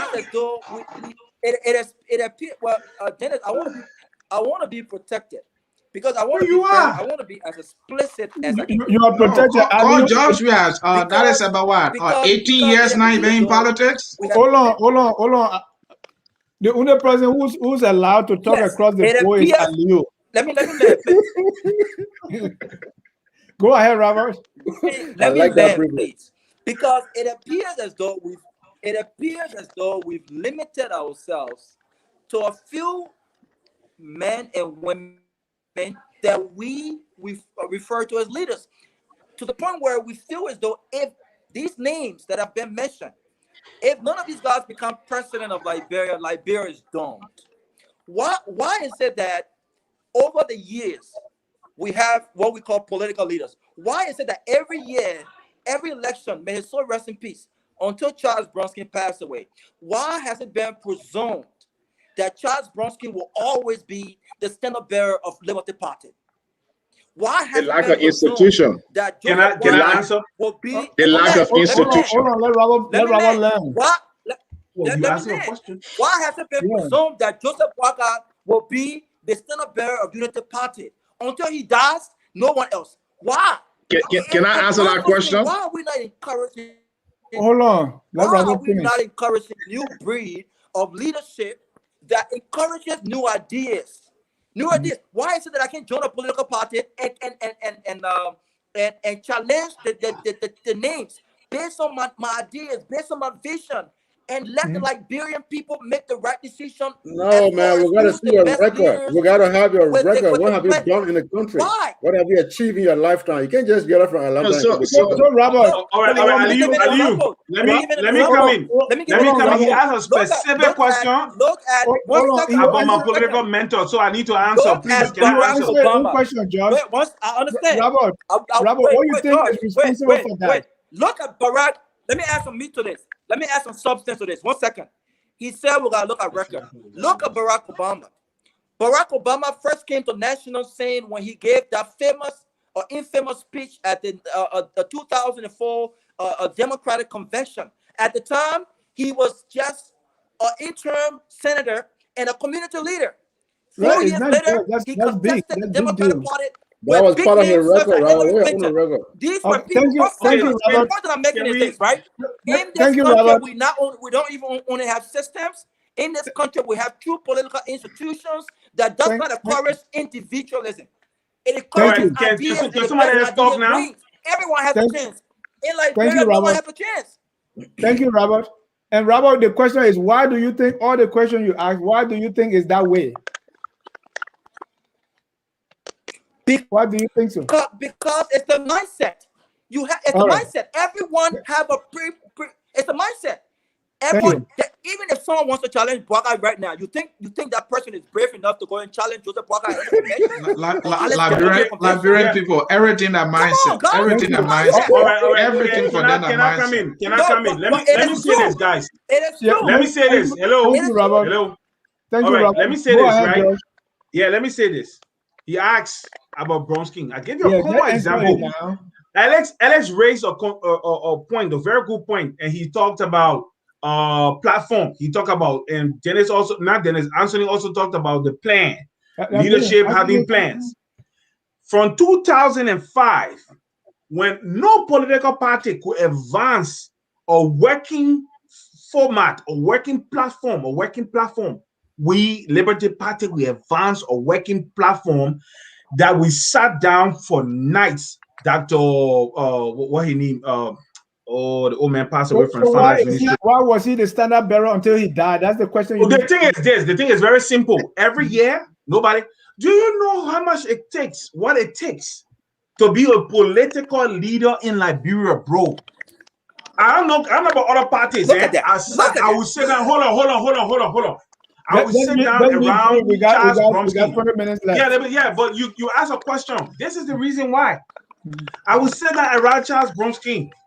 Every group that came to meet that man expected to leave from there with something. Money. Yes, bro.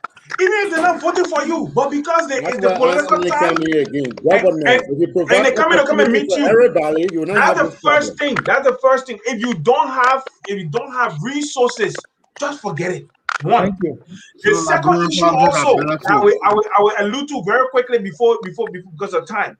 The second issue here is this: the Liberian people have their own judgment system, Alex.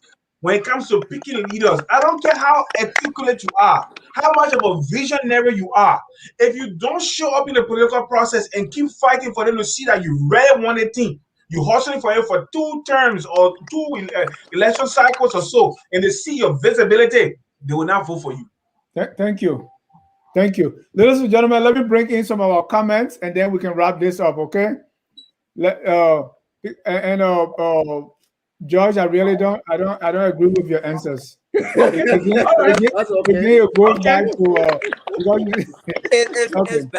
It's terrible. That answer he gave, he just promoting corruption. He trying to justify it was okay. Exactly. It's terrible. Let's get other people. You giving us something.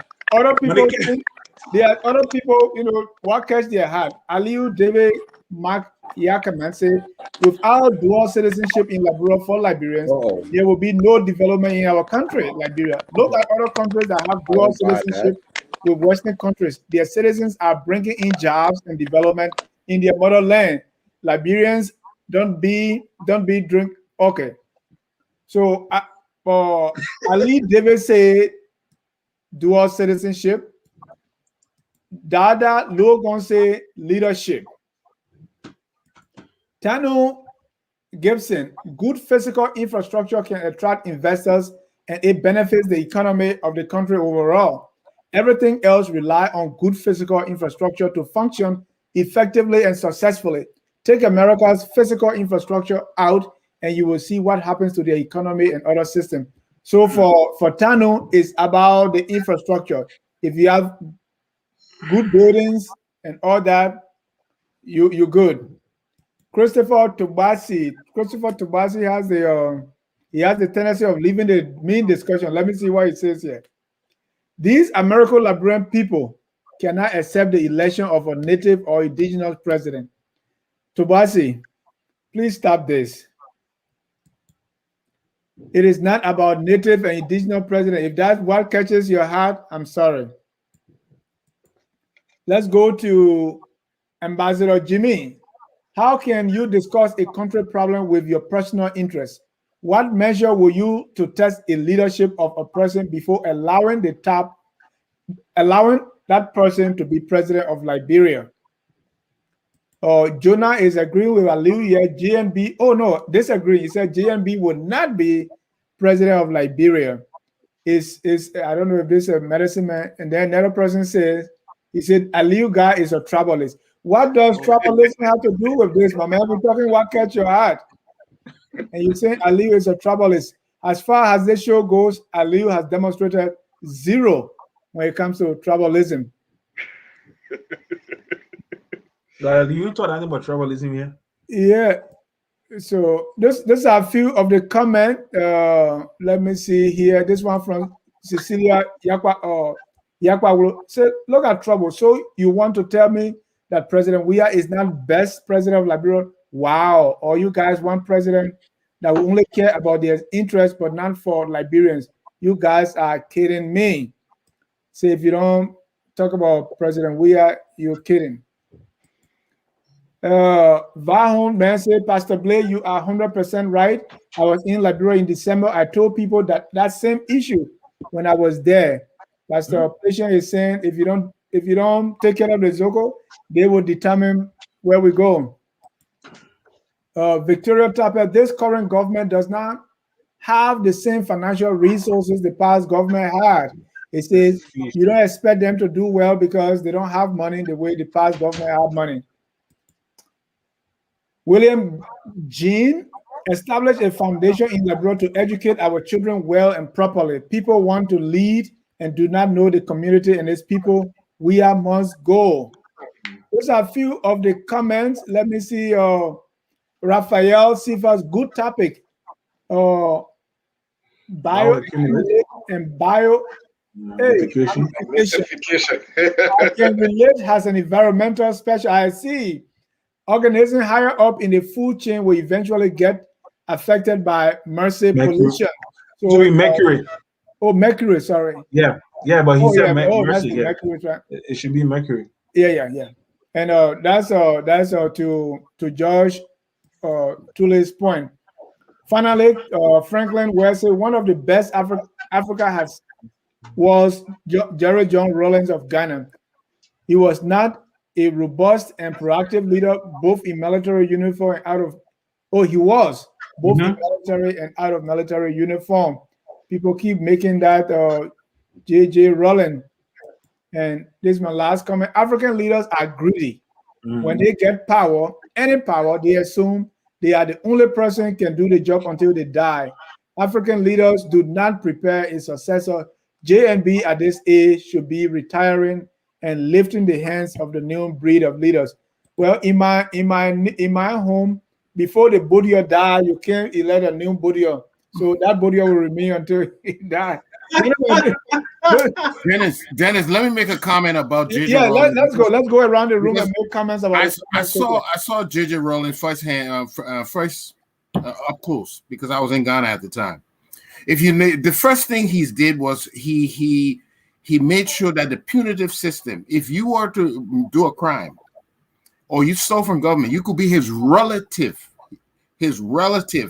You will be executed or you will pay the penalty.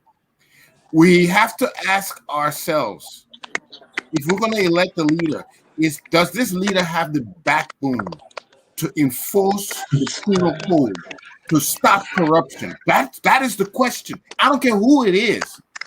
Do you have that backbone to say you will put your foot down? It can be your brother, your sister, your mom. You'll send her to jail if she's corrupt, and you will not be corrupt.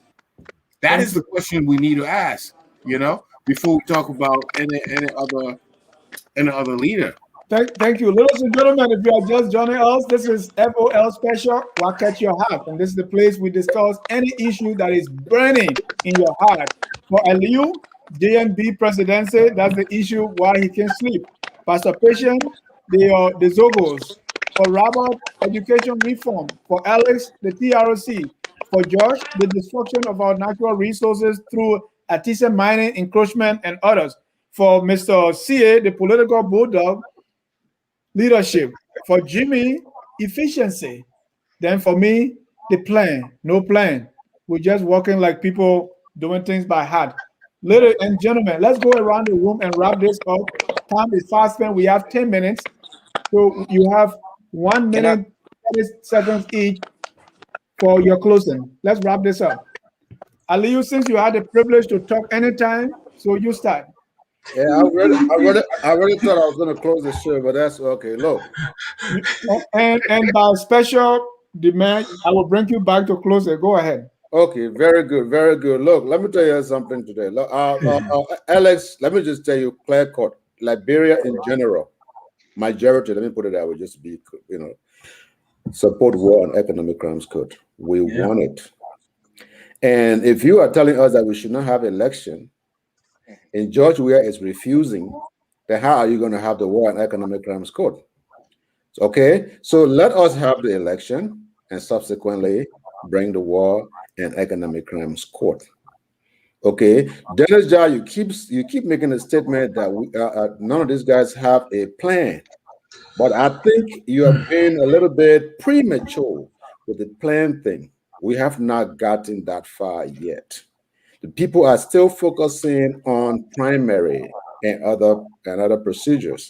So let us wait until then. I can guarantee you that JMB does have plans that will blow your mind.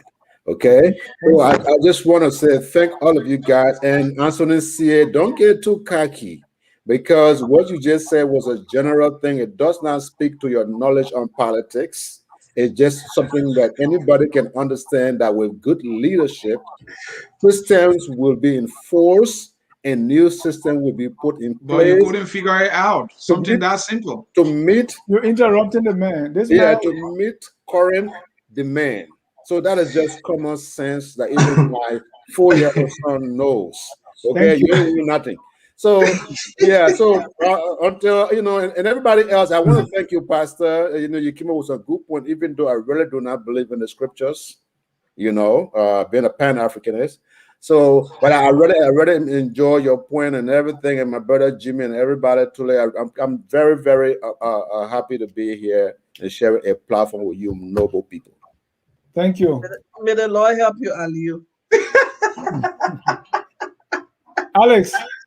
It's good I'm going after Aliyu because I disagree with everything he just said.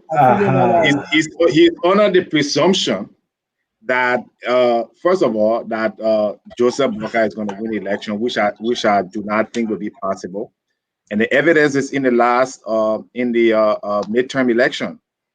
Joseph Boakai and the CPP did not do well. They did not even get 15 seats in the Senate.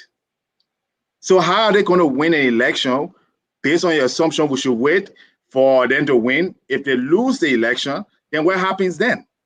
If George Weah doesn't carry on the read the letter for the World Economic Crimes Code. So what the Unity Party and people like Ali are doing is very dangerous for the Liberian people. They are putting politics first. They're putting their own interests over the Liberian people. The Truth and Reconciliation came in Liberia in 2009, the recommendations. By now, it should have been implemented. Sierra Leone implemented this, and Sierra Leone GDP is growing. It's a wonderful country. And in fact, I'll be there by the end of the year, And Liberia refused to do this. They want individuals to win. So what happened when you don't win? The same day you go to the communist people, they believe they will win. What if you don't win? It's a strong possibility. You lost the last time. But you want to convince me now that you're going to win. So what I'm saying is, whether or not George Weah asked for the court or the legislature, the Liberian people, under the leadership of Emmanuel Savage, who I will support for presidency in 2023 if he wants to run, or any other young person, and if none of them runs, I may even consider running. But it's time for change in Liberia. It's time for a new breed of leaders. All right, and we need to get the old politics and the old ideas that Mr. Leo here is promulgating. We need to get it so we can build this country and have a bright future for all our people. Thank you very much. It was a pleasure. Thank you. Pastor Patient predicted that the person you called for was not the one in your heart because she felt it in her spirit. Even the one he's calling right now is still not his There are many people. So, Just come up. consultation, your turn. Eh, well, the issue here about Zogos and Zogis, whatever name we want to tag them, I think we should be a little bit lenient with the names and maybe call them our youth in crisis. It Yes. needs to be taken seriously, and it's not about just one person problem. This is a problem or a challenge for the whole country. It is a challenge for the government. It is a challenge for the family. It is a challenge for the community and everything else we need to do in our little ways. Maybe we should be doing something. All of us should be doing something to put pressure on whoever we need to put pressure on or help whoever we need to help in whatever way we can. So the system or whatever it's in place can begin to work. So efficiency can be at its highest peak. Those that need to work, like the DEA that need to cut, curtail all these traffic, so those things can be done. At the same time, we are looking for a better Liberia. And in order for a better Liberia, I agree with Alex. The TRC recommendation should be implemented so we can see a better Liberia. And the leaders that are already there contesting for the presidency, I believe we need some new minds. We need some new ideas and new wisdom. And I also agree with Roberts. We need to have a bridge where the old meet the young and they merge, and then we'll see something different. You can have old brain, and at the same time, you're still doing the same old thing. The same old thing. When I mean old brain, I don't mean age. I mean the same idea, the same thing. So we need to have, you know, a mixture so we can move forward. At the same time, I'm looking forward to all the young, wonderful men on the platform to contest the presidency. What happy if Anthony decided to be president or vice president tomorrow? I mean, it can happen as long as he prepare himself for that tax. That's why we need some new innovation, new ideas, new wisdom to take over. Everything else we all have said here, one way or the other, we have some truth in it, and I believe we are all for a better Liberia. So God bless Thank you. Liberia.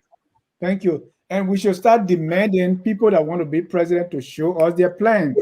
You can't have it in your pocket and wait until election day before you tell us. When the Yeah, can people I are doing their articulate your primary here, ideologies too? what do we hear? We see their plans. We talk about it. Robert. Oh, by the way, before I go to you, Alice, you already have one vote. Okay. Oh, thank you. Yeah. There's a oh, what is going on here?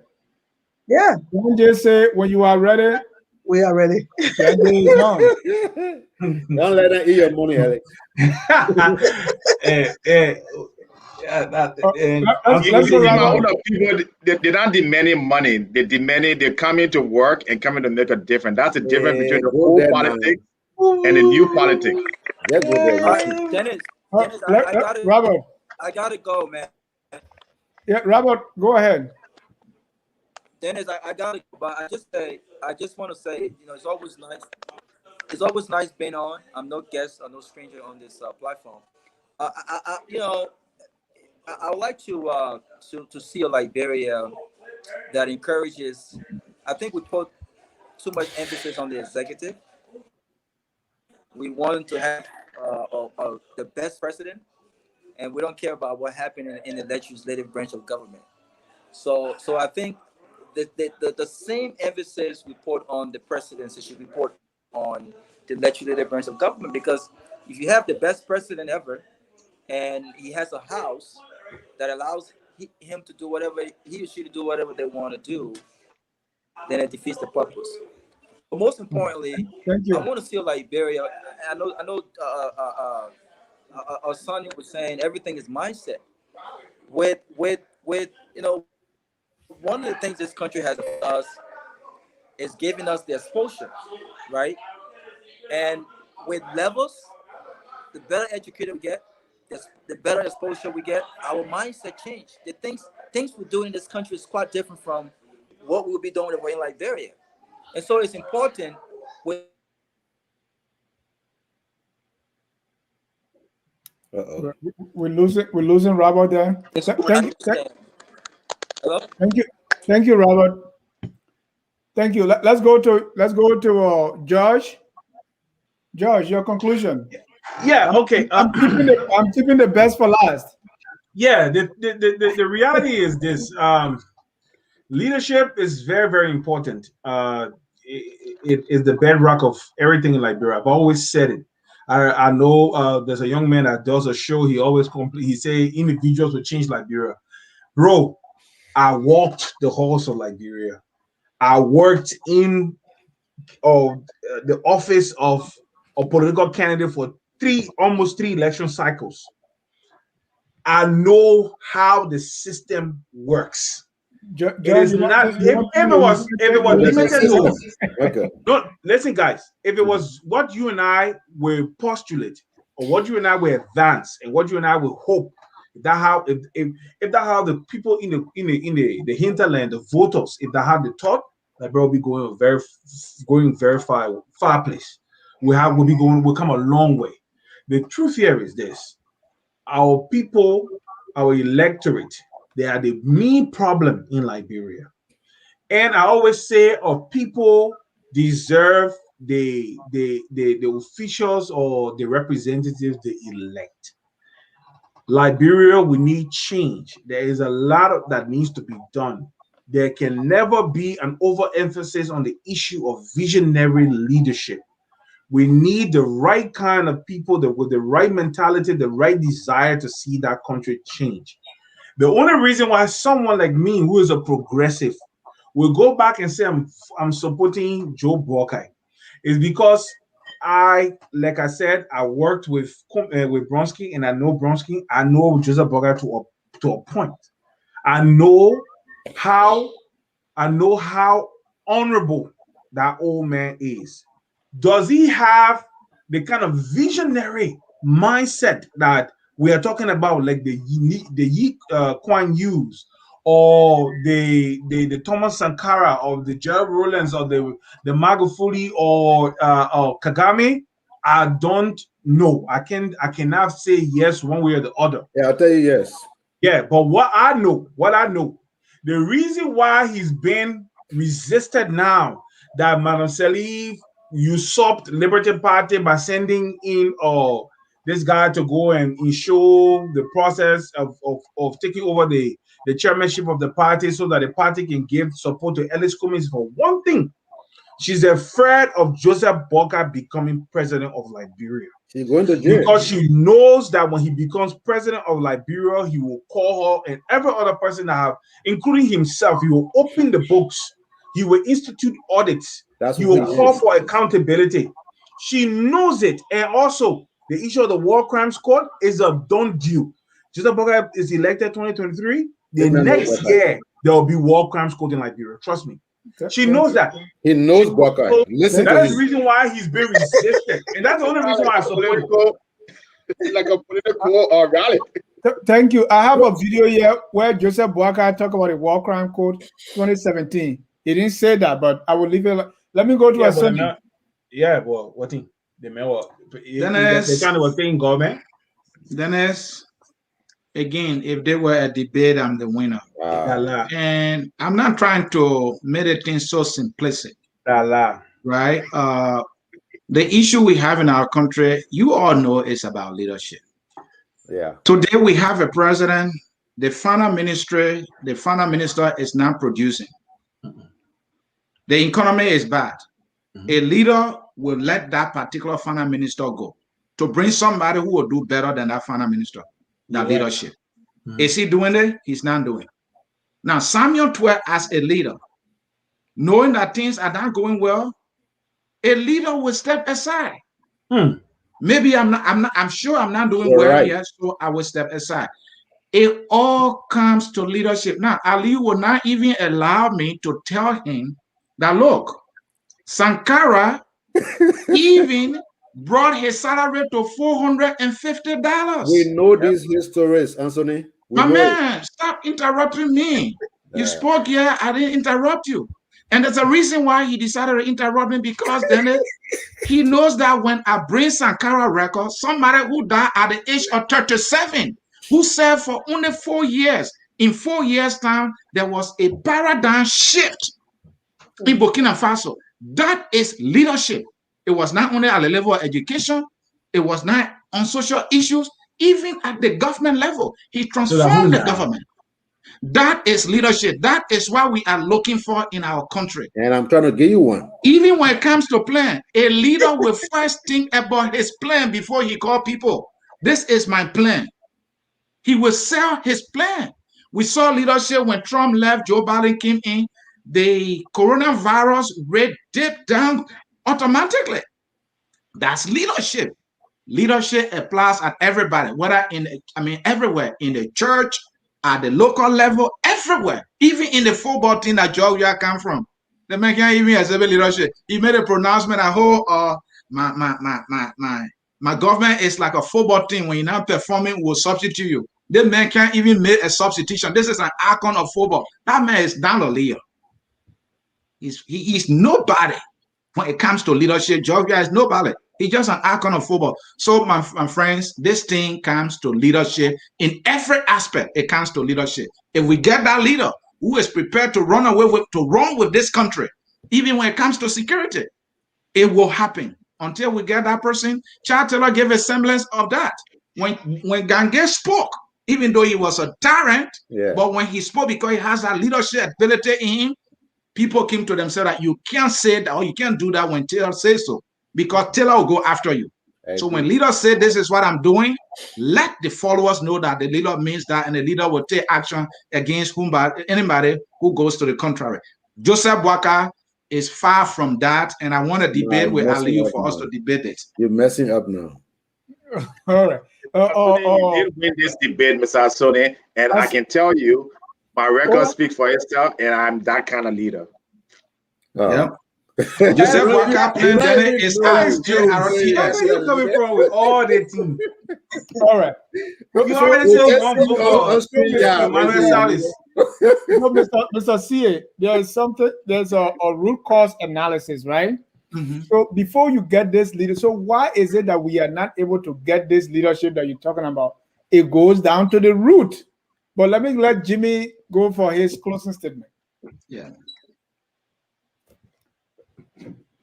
Jimmy is on mute. Jimmy, you gotta unmute your phone, your microphone. Oh, thank you. I really appreciate the exchange tonight. Some very interesting points were made. And I too, like everybody else, we do know that leadership is very important. But what are the components of leadership? We have to imbue those things in our youth. We have to put them in there so that they will aspire to be great leaders.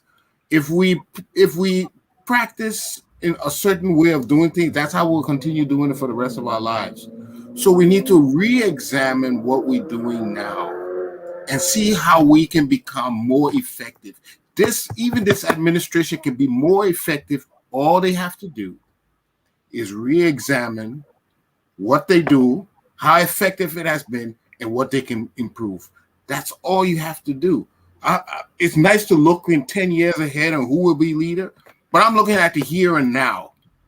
And here and now tells me, let's see what I'm doing, how I can do things better right now and implement that. So thank you. Thank you. Most of you, because I think you guys are giving Asune. He keeps telling that he's winning, but Joyce says he's saying this only because he's crewman. But let me play a video, and I want you to use one word to describe this video. Whether it's leadership, whether it's not leadership, whether it's plan, whatever thing. How do you find the link? And give me a few minutes. I'm going to play that video.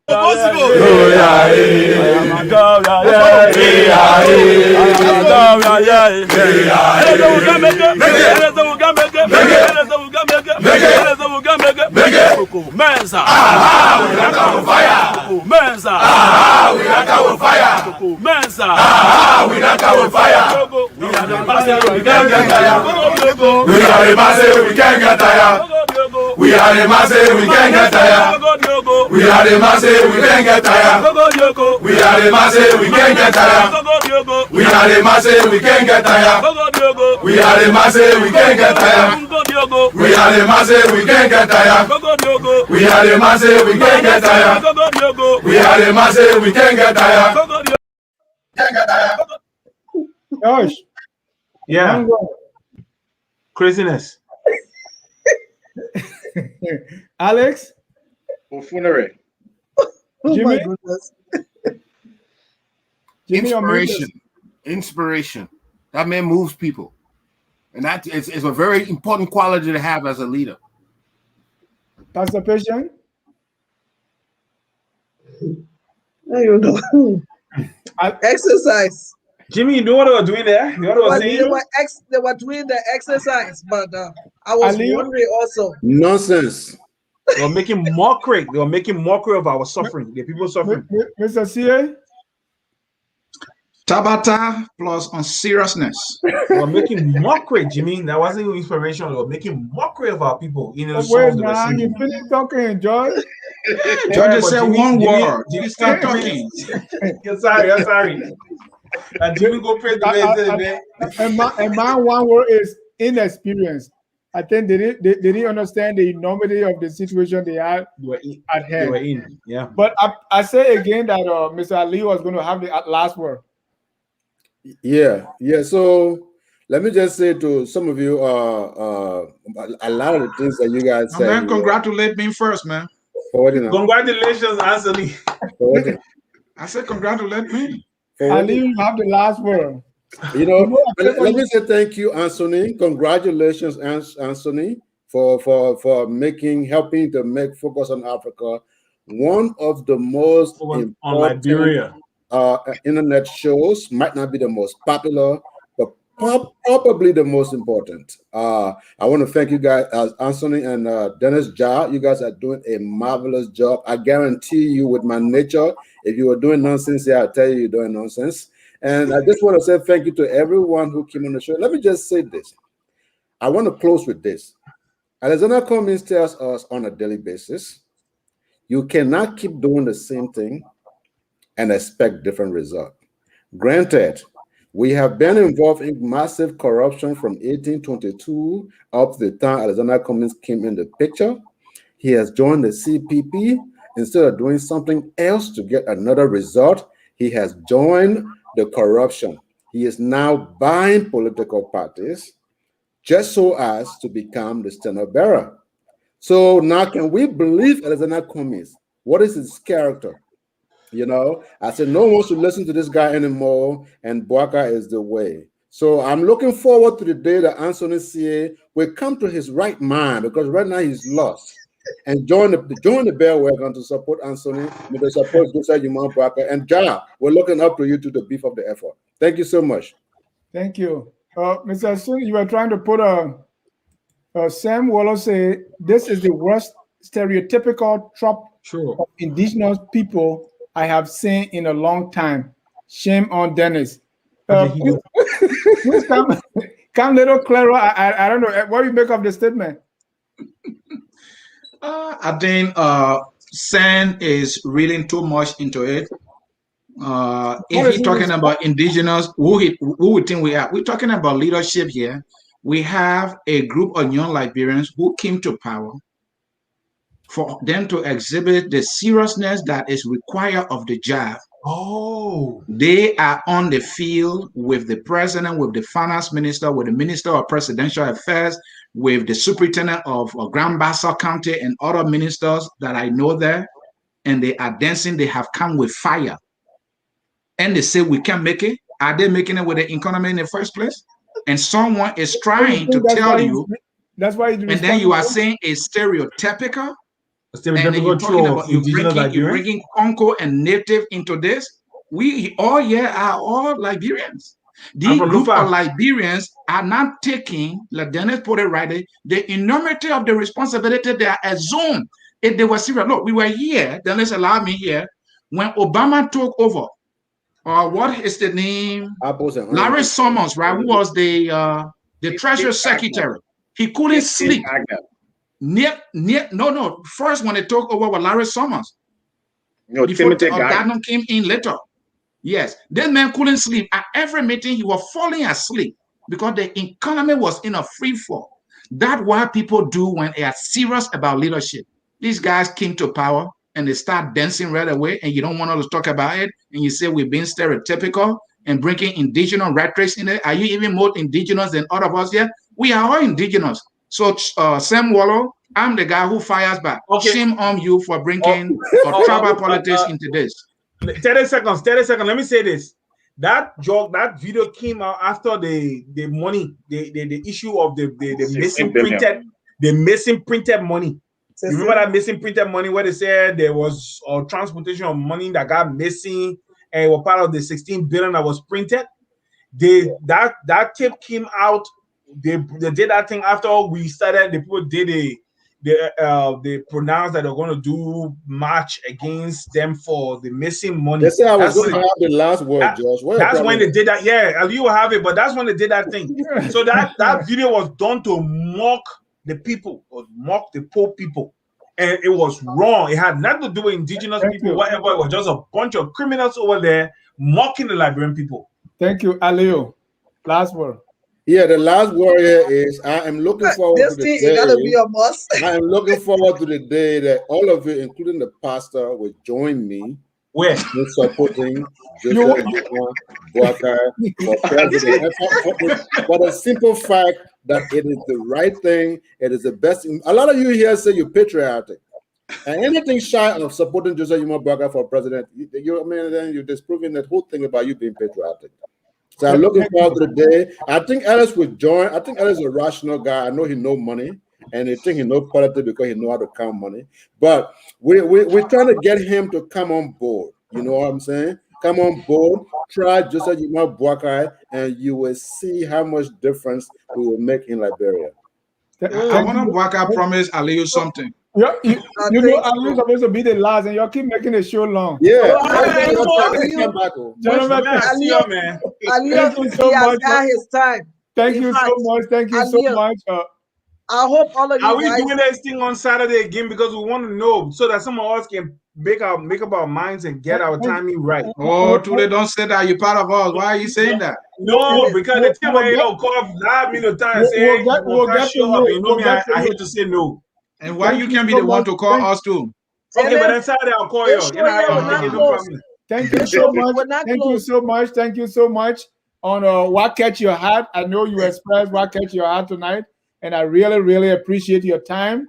And if I were grading, I will. I leave you. That's why I make you to talk over and over.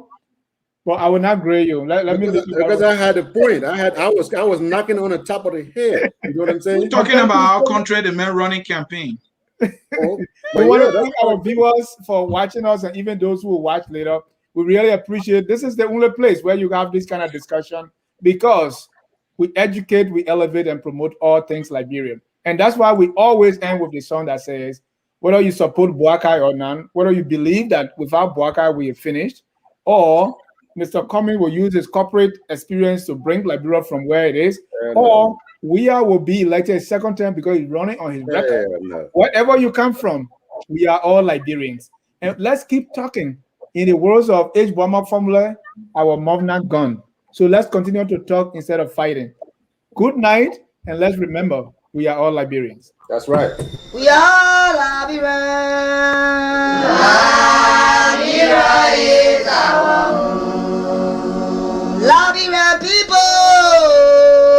USA, all we want. Liberia, USA, all we want. Liberia, Liberia.